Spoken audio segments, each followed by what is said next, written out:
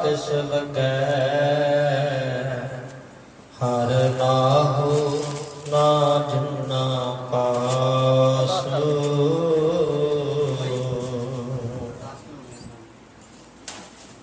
वाहिगुरु जी का खालसा वाहिगुरु जी की फतेह।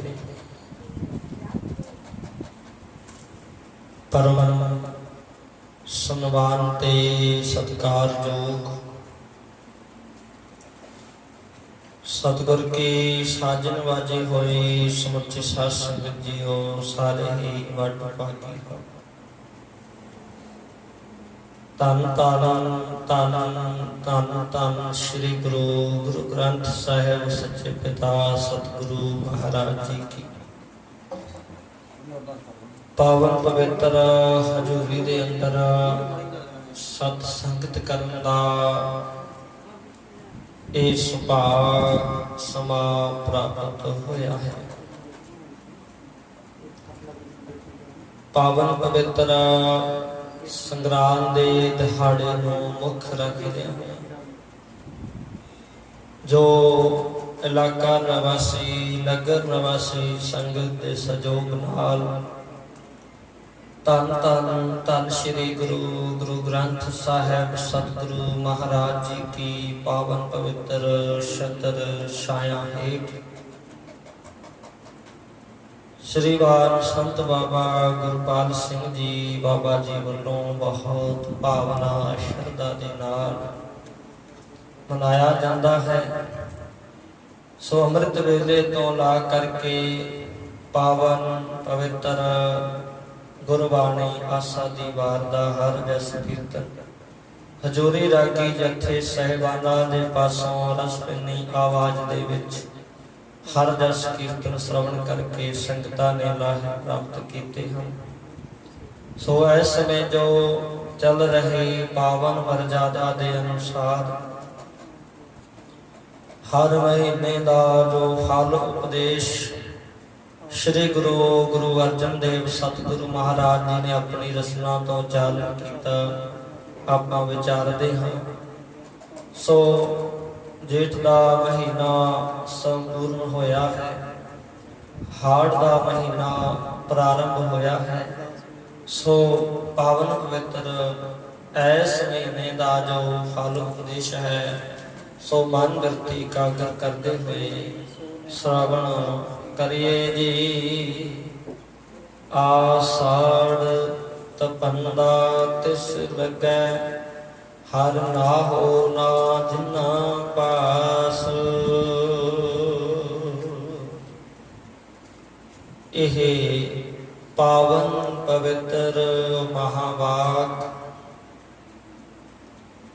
धन धन धन श्री गुरु गुरु अर्जन देव सतगुरु महाराज जी अपनी पावन रसना तो उच्चारण किया है।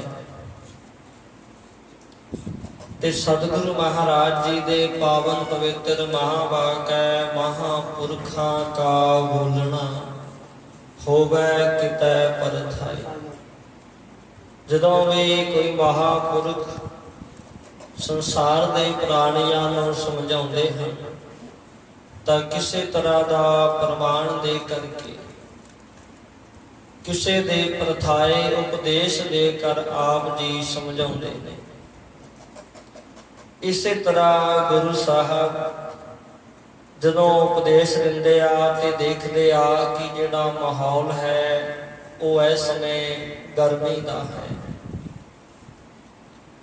ते इन्हां महीनियां दे विच बहुत ज़्यादा गर्मी पिया करती है। ते फिर जदों कहिए जिवें प्रतख नूं प्रमाण की दईए ऐसा उपदेश गुरु साहब वचन करदे आ जो सारा कुछ साडे इन्हां अखां दे सामने हुंदा है ताकि हर एक वचन दी सानूं समझ आ सके अकल आ सके वो मत साडे अंदर प्रवेश हो सके। पहला जिहड़ा वचन है आषाढ़ तपंदा वचन है कि जिहड़ा भाई हाड़ दा महीना है ਇਹ ਬਹੁਤ ਤਪਸ਼ ਭਰਿਆ ਹੁੰਦਾ ਹੈ। ਸੂਰਜ ਵੀ ਪੂਰੇ ਜ਼ੋਰ ਦੇ ਨਾਲ ਤਪਦਾ ਹੈ। ਇਹ ਜਿਹੜੀ ਧਰਤੀ ਹੈ ਉਹਦੀ ਤਪਸ਼ ਇਸ ਤੇ ਪਹੁੰਚ ਕੇ ਇਹ ਵੀ ਤਪਣ ਲੱਗ ਜਾਂਦੀ ਹੈ ਤੇ ਇੱਥੋਂ ਦਾ ਰੇਤਾ ਵੀ ਤਪਣ ਲੱਗ ਜਾਂਦਾ ਹੈ। ਇੱਥੋਂ ਤੱਕ ਜਿਹੜੀ ਹਵਾ ਸਰਦੀ ਵਿੱਚ ਠੰਡੀ ਚੱਲਦੀ ਆ, ਉਹ ਹਵਾ ਦਾ ਰੁਖ ਬਦਲ ਜਾਂਦਾ ਹੈ। ਉਹ ਹਵਾ ਵੀ ਲੂੰ ਦਾ ਰੂਪ ਧਾਰਨ ਕਰ ਲੈਂਦੀ ਆ, ਹਵਾ ਵੀ ਤੱਤੀ ਚੱਲਦੀ ਹੈ।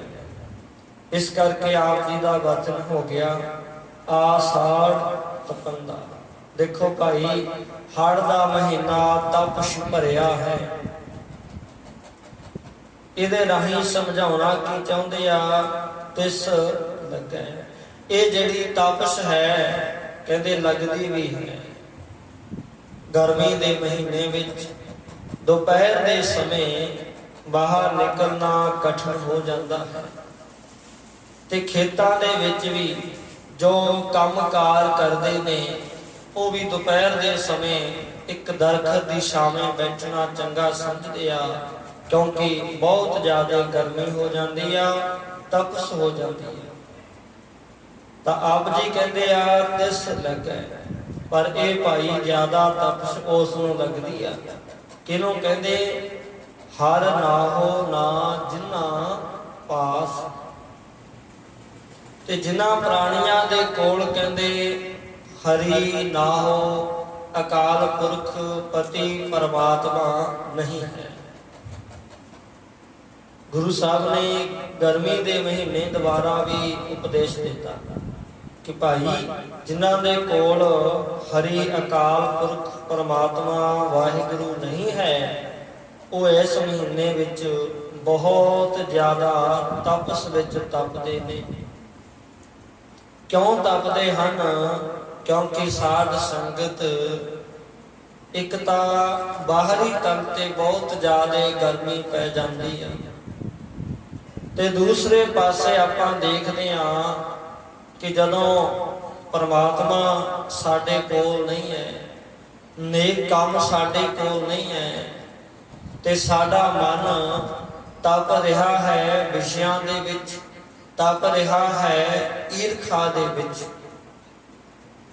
ਇੱਕ ਤਾਂ ਬਾਹਰੀ ਤਲ ਤੇ ਅਸੀਂ ਤਪਦੇ ਹਾਂ ਤੇ ਫਿਰ ਜਦੋਂ ਅੰਤਰੀਵ ਤੌਰ ਤੇ ਅਸੀਂ ਗੁਰੂ ਚਰਨਾਂ ਦੇ ਵਿੱਚ ਨਹੀਂ ਆਉਂਦੇ, ਭਾਵਨਾ ਸ਼ਰਧਾ ਰੱਖ ਕੇ ਸੇਵਾ ਸਿਮਰਨ ਨਹੀਂ ਕਰਦੇ ਤੇ ਸਾਡਾ ਮਨ ਨਾ ਸ਼ਾਂਤ ਹੋਣ ਕਰਕੇ ਅਸੀਂ ਅੰਦਰੋਂ ਵੀ ਤਪਦੇ ਹਾਂ ਤੇ ਇਹ ਜਿਹੜੀ ਗਰਮ ਹੈ ਗਰਮੈਸ਼ ਡਬਲ ਹੋ ਜਾਂਦੀ ਆ। ਇਸ ਕਰਕੇ ਸਾਡਾ ਹਿਰਦਾ ਵੀ ਈਰਖਾ ਦੀ ਅੱਗ ਵਿੱਚ ਤਪਦਾ ਹੈ ਤੇ ਸਾਡਾ ਸਰੀਰ ਵੀ ਪ੍ਰਤੱਖ ਗਰਮੀ ਦੇ ਨਾਲ ਤਪਦਾ ਹੈ। ਤੇ ਆਪ ਜੀ ਨੇ ਸਮਝਾਉਣਾ ਕੀਤਾ ਹਰ ਨਾਹੋ ਨਾ ਜਿਨ੍ਹਾਂ ਪਾਸ, ਹਰੀ ਨਾ ਹਰੀ ਪਰਮਾਤਮਾ ਹਰੀ ਪਤੀ ਜਿਨ੍ਹਾਂ ਦੇ ਕੋਲ ਨਹੀਂ ਹੈ। ਫਿਰ ਨਾਲ ਬਚਨਾ ਜਗ ਜੀਵਨ ਪੁਰਖ ਤਿਆਗ ਕੈ ਮਾਨਸ ਸੰਧੀ ਆਸ। ਜਿਹਦਾ ਕਹਿੰਦੇ ਜਗਤ ਨੂੰ ਜੀਵਨ ਦਾ ਦਾਨ ਦੇਣ ਵਾਲਾ ਅਕਾਲ ਪੁਰਖ ਪਰਮਾਤਮਾ ਹੈ, ਵਾਹਿਗੁਰੂ ਹੈ, ਉਸ ਦੀ ਅਸੀਂ ਆਸ ਛੱਡੀ ਹੋਈ ਹੈ। ਬਚਨ ਹੈ ਨਾ ਪ੍ਰਤੱਖ ਜਗ ਜੀਵਨ ਪੁਰਖ ਤਿਆਗ ਕੈ। ਜਿਨੇ ਸਾਨੂੰ ਜੀਵਨ ਦਿੱਤਾ, ਸੰਸਾਰ ਦੇ ਵਿੱਚ ਭੇਜਿਆ ਤੇ ਜਿਸ ਨੇ ਮਾਤ ਗਰਭ ਹੈ ਆਪਨ ਸਿਮਰਨ ਦੇ ਤਹ ਤੁਮ ਰੱਖਣ ਹਾਰੇ। ਜਿਸ ਪਰਮਾਤਮਾ ਨੇ ਮਾਤਾ ਦੇ ਉਦਰ ਦੇ ਵਿੱਚ ਵੀ ਆਪਣਾ ਹੱਥ ਦੇ ਕੇ, ਆਪਣਾ ਸਿਮਰਨ ਦੇ ਕੇ ਸਾਨੂੰ ਹਰ ਇੱਕ ਤਕਲੀਫ ਤੋਂ ਬਚਾ ਕੇ ਸਾਡੀ ਰੱਖਿਆ ਕੀਤੀ ਹੈ। ਗੁਰੂ ਸਾਹਿਬ ਸਾਨੂੰ ਬੇਨਤੀ ਕਰਨ ਦਾ ਢੰਗ ਤਰੀਕਾ ਦੱਸਦੇ ਆ। ਤੂੰ ਬੇਨਤੀ ਇਸ ਤਰ੍ਹਾਂ ਕਰ ਕਿ ਹੇ ਪਰਮਾਤਮਾ, ਜਿਵੇਂ ਤੂੰ ਮੈਨੂੰ ਮਾਤਾ ਦੇ ਉਦਰ ਵਿੱਚ ਆਪਣਾ ਹੱਥ ਦੇ ਕੇ ਰੱਖ ਲਿਆ, ਬਿਲਕੁਲ ਇਸੇ ਤਰ੍ਹਾਂ ਪਾਵਕ ਸਾਗਰ ਅਥਾਹ ਲਹਿਰ ਮਹਿ। ਪਾਵਕ ਸਾਗਰ ਅਥਾਹ ਲਹਿਰ, ਇੱਕ ਪਾਵਕ ਅੱਗ ਦਾ ਸਮੁੰਦਰ ਹੈ ਇਹ ਸੰਸਾਰ ਕਹਿੰਦੇ, ਤੇ ਇਹਦੇ ਵਿੱਚ ਲਹਿਰਾਂ ਜਿਵੇਂ ਸਾਧ ਸੰਗਤ ਇੱਕ ਅੱਗ ਬਲਦੀ ਹੋਵੇ, ਇੱਕ ਉਹਦੀਆਂ ਲਪਟਾਂ ਵੀ ਉੱਪਰ ਜਾਂਦੀਆਂ ਹੋਣ। ਕਹਿੰਦੇ ਇਹੋ ਜੀ ਅੱਗ ਦੀਆਂ ਲਪਟਾਂ ਉੱਪਰ ਨੂੰ ਜਾ ਰਹੀਆਂ ਨੇ, ਅਥਾਹ ਲਹਿਰ, ਅਥਾਹ ਲਹਿਰਾਂ ਆਉਂਦੀਆਂ ਨੇ। ਰੱਖੋ ਰੱਖਣਹਾਰੇ, हे ਪ੍ਰਮਾਤਮਾ, हे ਪ੍ਰਭੂ, हे ਅਕਾਲ ਪੁਰਖ ਜੀ, ਮੈਨੂੰ ਸੰਸਾਰ ਵਿੱਚ ਤੁਸੀਂ ਰੱਖ ਲਓ, ਤੁਸੀਂ ਮੇਰੀ ਰੱਖਿਆ ਕਰੋ। ਰੱਖੋ ਰੱਖਣਹਾਰੇ, ਮਾਧੋ ਤੂੰ ਠਾਕੁਰ ਸਿਰ ਮੋਰਾ। ਤੇ ਇਹਦਾ ਅਰਥ ਬਣਦਾ ਹੈ, हे ਮਾਇਆ ਦੇ ਸੁਆਮੀ ਪ੍ਰਮਾਤਮਾ ਜੀ, ਤੂੰ ਮੇਰਾ ਸਿਰ ਦਾ ਸਾਈਂ ਸ਼੍ਰੋਮਣੀ ਮਾਲਕ ਹੈ। ਸਿਰ ਮੋਰਾ ਜੇ ਅਰਥ ਕਰਾਂਗੇ ਤਾਂ ਸੀਸ ਬਣੇਗਾ, ਸਿਰ ਬਣੇਗਾ ਤੇ ਮੋਰਾ ਮੇਰਾ, ਮੇਰਾ ਸਿਰ ਦਾ ਸਾਈਂ, ਮੇਰੇ ਸਿਰ ਦਾ ਮਾਲਕ ਪਰਮਾਤਮਾ ਤੂੰ ਹੈ। ਜੇ ਇਕੱਠਾ ਕਰਦੇ ਆ ਸਿਰ ਮੋਰਾ ਤੇ ਇਹਦਾ ਅਰਥ ਬਣੇਗਾ ਸਿਰਮੋਰ, ਜਿਹਦਾ ਭਾਵ ਹੈ ਸ਼੍ਰੋਮਣੀ, ਜਿਹਦਾ ਭਾਵ ਹੈ ਸਰਵੋਤਮ। ਪਰਮਾਤਮਾ ਜੀ ਤੂੰ ਮੇਰੇ ਲਈ ਸਾਰਿਆਂ ਤੋਂ ਸਰਵੋਤਮ, ਸਾਰਿਆਂ ਤੋਂ ਉੱਤਮ ਤੇ ਸਾਰਿਆਂ ਤੋਂ ਸ੍ਰੇਸ਼ਟ ਮੇਰਾ ਮਾਲਕ ਹੈ। ਤੂੰ ਠਾਕੁਰ ਸਿਰ ਮੋਰਾ, ਇਹਾਂ ਉਹਾਂ ਤੁਹਾਰੋ ਧੋਰਾ ਰਹਾਓ। ਤੇ हे ਮੇਰੇ ਮਾਲਕ, हे ਮੇਰੇ ਪਰਮਾਤਮਾ ਜੀ, ਇਥਾ ਇਹਾਂ ਦਾ ਭਾਵ ਇੱਥੇ ਵੀ, ਉਹਾਂ ਦਾ ਭਾਵ ਉੱਥੇ ਪਰਲੋਕ ਦੇ ਵਿੱਚ ਵੀ। ਤੁਹਾਰੋ ਧੋਰਾ, ਜੇ ਮੈਨੂੰ ਆਸਰਾ ਹੈ ਇੱਕ ਪਰਮਾਤਮਾ ਜੀ ਤੇਰਾ ਆਸਰਾ ਹੈ।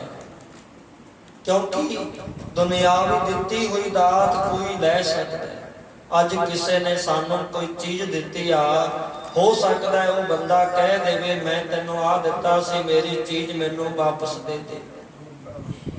ਜਿਵੇਂ ਅੱਜ ਕਿਸੇ ਤੋਂ ਮਾਇਆ ਲਈ ਹੈ, ਕੱਲ ਨੂੰ ਉਹਨੇ ਆਖਣਾ ਭਾਈ ਇੰਨੀ ਮਾਇਆ ਤੈਨੂੰ ਦਿੱਤੀ ਸੀ, ਮੇਰੀ ਵਾਪਸ ਕਰ ਦੇ।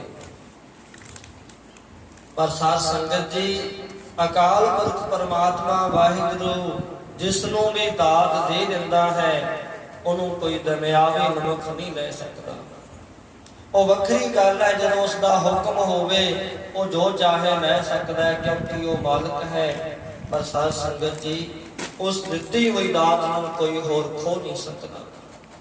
ਜੋ ਪਰਮਾਤਮਾ ਨੇ ਸਾਨੂੰ ਦਿੱਤਾ, ਜੋ ਪਰਮਾਤਮਾ ਨੇ ਸਾਨੂੰ ਸਰੀਰ ਦਿੱਤਾ ਹੈ, ਪਰਮਾਤਮਾ ਤੋਂ ਬਿਨਾਂ ਕੋਈ ਲੈ ਨਹੀਂ ਸਕਦਾ। ਦੇਖਣ ਵਾਸਤੇ ਸਾਨੂੰ ਨਿਗਾਹ ਦਿੱਤੀ ਆ, ਹੋਰ ਕੋਈ ਲੈ ਨਹੀਂ ਸਕਦਾ। ਸੁਣਨ ਸ਼ਕਤੀ ਦਿੱਤੀ ਆ, ਭੋਜਨ ਪਾਚਨ ਸ਼ਕਤੀ ਦਿੱਤੀ ਆ, ਹੋਰ ਰਹਿਣ ਵਾਸਤੇ ਘਰ ਮਕਾਨ ਦਿੱਤੇ ਨੇ। ਬਹੁਤ ਕੁਛ ਪਰਮਾਤਮਾ ਨੇ ਦਿੱਤਾ ਹੋਇਆ ਹੈ ਤੇ ਸਾਧ ਸੰਗਤ ਸਾਡੇ ਤੋਂ ਕੋਈ ਲੈ ਨਹੀਂ ਸਕਦਾ। ਇਸੇ ਕਰਕੇ ਆਪ ਜੀ ਸਮਝਾਉਂਦੇ ਹਨ ਕਿ ਮਾਧੋ ਤੂੰ ਠਾਕੁਰ ਸਿਰ ਮੋਰਾ, ਤੂੰ ਮੇਰੇ ਸੀਸ ਦਾ ਮਾਲਕ ਹੈ, ਤੂੰ ਮੇਰੇ ਲਈ ਸ਼੍ਰੋਮਣੀ ਹੈ। ਆਪਾਂ ਵਿਚਾਰ ਪ੍ਰਾਰੰਭ ਕੀਤੀ ਆ ਕਿ ਇਹ ਜਿਹੜਾ ਜੀਵ ਹੈ, ਜੇ ਪਰਮਾਤਮਾ ਨੂੰ ਅਰਦਾਸ ਕਰੇ, ਪਰਮਾਤਮਾ ਦੇ ਚਰਨਾਂ 'ਚ ਬੇਨਤੀ ਕਰੇ, ਤੇ ਪਰਮਾਤਮਾ ਇਹਦੀ ਇੱਥੇ ਵੀ ਅਗਾਹਾਂ ਪਰਲੋਕ ਵਿੱਚ ਵੀ ਰੱਖਿਆ ਕਰਦਾ ਹੈ। ਆਪਾਂ ਵਿਚਾਰ ਕੀਤੀ ਸੀ ਜਗ ਜੀਵਨ ਪੁਰਖ ਤਿਆਗ ਹੈ। ਐਸਾ ਜਗਤ ਦਾ ਜੀਵਨ ਦਾਨ ਦੇਣ ਵਾਲਾ ਜਿਹੜਾ ਅਕਾਲ ਪੁਰਖ ਪਰਮਾਤਮਾ ਹੈ, ਉਹਨੂੰ ਭੁੱਲ ਕੇ ਮਾਨਸ ਸੰਧੀ ਆਸ, ਇੱਕ ਮਾਨਸ ਦੀ ਇਹਨੇ ਆਸ ਕੀਤੀ ਹੋਈ ਹੈ। ਤੇ ਨਾਲ ਵਚਨ ਹੈ ਮਾਨਸ ਸੰਧੀ ਆਸ। ਤੇ ਜਦੋਂ ਸਾਧ ਸੰਗਤ ਆਪਾਂ ਕਿਸੇ ਮਾਨਸ ਦੀ ਆਸ ਚਿੱਤ ਵਿੱਚ ਰੱਖਾਂਗੇ ਕਿ ਪਰਮਾਤਮਾ ਤੇ ਮੇਰੀ ਮਦਦ ਨਹੀਂ ਕਰਦਾ, ਇਹ ਬੰਦਾ ਹੀ ਮੇਰੀ ਮਦਦ ਕਰਦਾ ਹੈ। ਤੇ ਸਾਧ ਸੰਗਤ ਕਈ ਬੰਦੇ ਹੁੰਦੇ ਆ ਪਰ ਉਪਕਾਰੀ, ਜਿਨ੍ਹਾਂ ਦਾ ਆਪਣਾ ਵਿੱਚ ਕੋਈ ਮਤਲਬ ਨਹੀਂ ਹੁੰਦਾ, ਇੱਕ ਸੇਵਾ, ਇੱਕ ਪਰ ਉਪਕਾਰ ਉਹ ਸੋਚਦੇ ਆ। ਪਰ ਉਪਕਾਰ ਨਿਜਤਵ ਤੇ ਨਾਹੀ ਕਛ ਪੋਚ। ਪਰ ਕਈ ਪ੍ਰਾਣੀ ਹੁੰਦੇ ਆ ਜਿਹੜੇ ਭਲਾ ਤੇ ਕਰਦੇ ਆ ਪਰ ਆਪਣਾ ਵਿੱਚ ਭਲਾ ਸੋਚਦੇ ਆ। ਤੇ ਕਈ ਹੁੰਦੇ ਆ ਜਿਹੜੇ ਫਿਰ ਸੋੜਾ ਸਮਾਂ ਪਾ ਕੇ ਉਸ ਨੂੰ ਗਨਾਉਣਾ ਵੀ ਸ਼ੁਰੂ ਕਰ ਦਿੰਦੇ ਆ, ਮੈਂ ਤੇਰਾ ਭਲਾ ਕੀਤਾ, ਮੈਂ ਤੇਰਾ ਆਹ ਭਲਾ ਕੀਤਾ। ਇਸ ਕਰਕੇ ਸਾਧ ਸੰਗਤ ਜੀ, ਗੁਰੂ ਸਾਹਿਬ ਸਮਝਾਉਂਦੇ ਨੇ ਕਿ ਭਾਈ ਜਿਨ੍ਹਾਂ ਨੇ ਪਰਮਾਤਮਾ ਦੀ ਆਸ ਛੱਡ ਦਿੱਤੀ ਹੈ ਤੇ ਮਾਨਸਾਂ ਦੀ ਆਸ ਰੱਖੀ ਆ, ਉਹਨਾਂ ਦੇ ਕਾਰਜ ਪੂਰੇ ਨਹੀਂ ਹੁੰਦੇ, ਅਧੂਰੇ ਹੀ ਰਹਿ ਜਾਂਦੇ ਆ। ਤੇ ਹੁਣ ਸਾਧ ਸੰਗਤ ਆਪਾਂ 12 ਮਾਹਾਂ ਦੇ ਪੂਰਨ ਸ਼ਬਦ ਦੀ ਵਿਚਾਰ ਕਰਾਂਗੇ। ਪਰ ਹੁਣ ਮਾਨਸ ਦੀ ਆਸ ਕਿੱਥੋਂ ਤੱਕ ਨਿਭਦੀ ਹੈ ਤੇ ਪ੍ਰਮਾਤਮਾ ਦੀ ਆਸ ਕਿੱਥੋਂ ਤੱਕ ਜਾਂਦੀ ਆ। ਇਸ ਸੰਬੰਧ ਵਿੱਚ ਆਪਾਂ ਜ਼ਰੂਰ ਗੁਰੂ ਦੇ ਇਤਿਹਾਸ ਰਾਹੀਂ ਵਿਚਾਰ ਕਰਾਂਗੇ ਤਾਂ ਕਿ ਸਾਰਾ ਭਾਵ ਸਾਡੇ ਸਮਝ ਵਿੱਚ ਆ ਜਾਵੇ।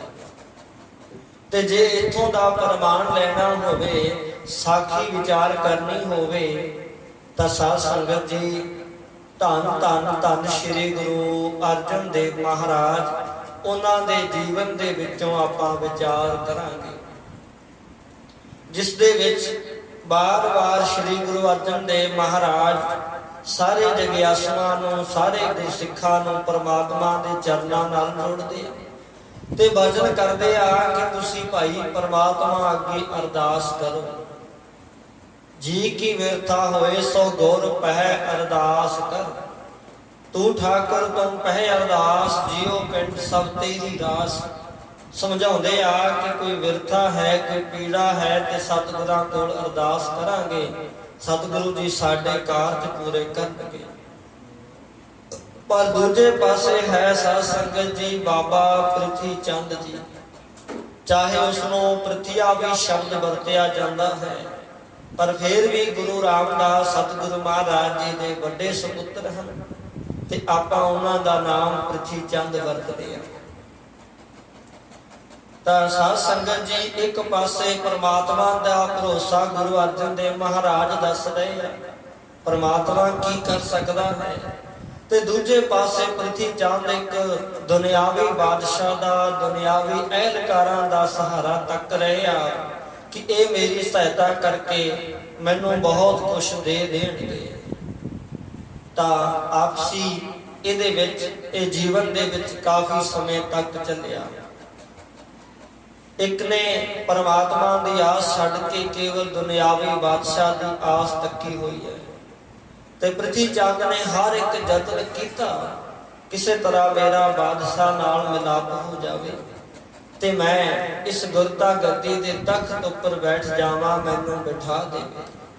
ਪਰ ਉਸ ਨੂੰ ਇਸ ਦਾ ਰੱਤਾ ਭਰ ਵੀ ਪਤਾ ਨਹੀਂ ਹੈ ਕਿ ਇਹ ਜਿਹੜੀ ਦਾਤ ਹੈ ਇਹ ਕਿਸੇ ਦੁਨਿਆਵੀ ਬਾਦਸ਼ਾਹ ਦੇ ਵਸ ਦੀ ਗੱਲ ਨਹੀਂ ਹੈ।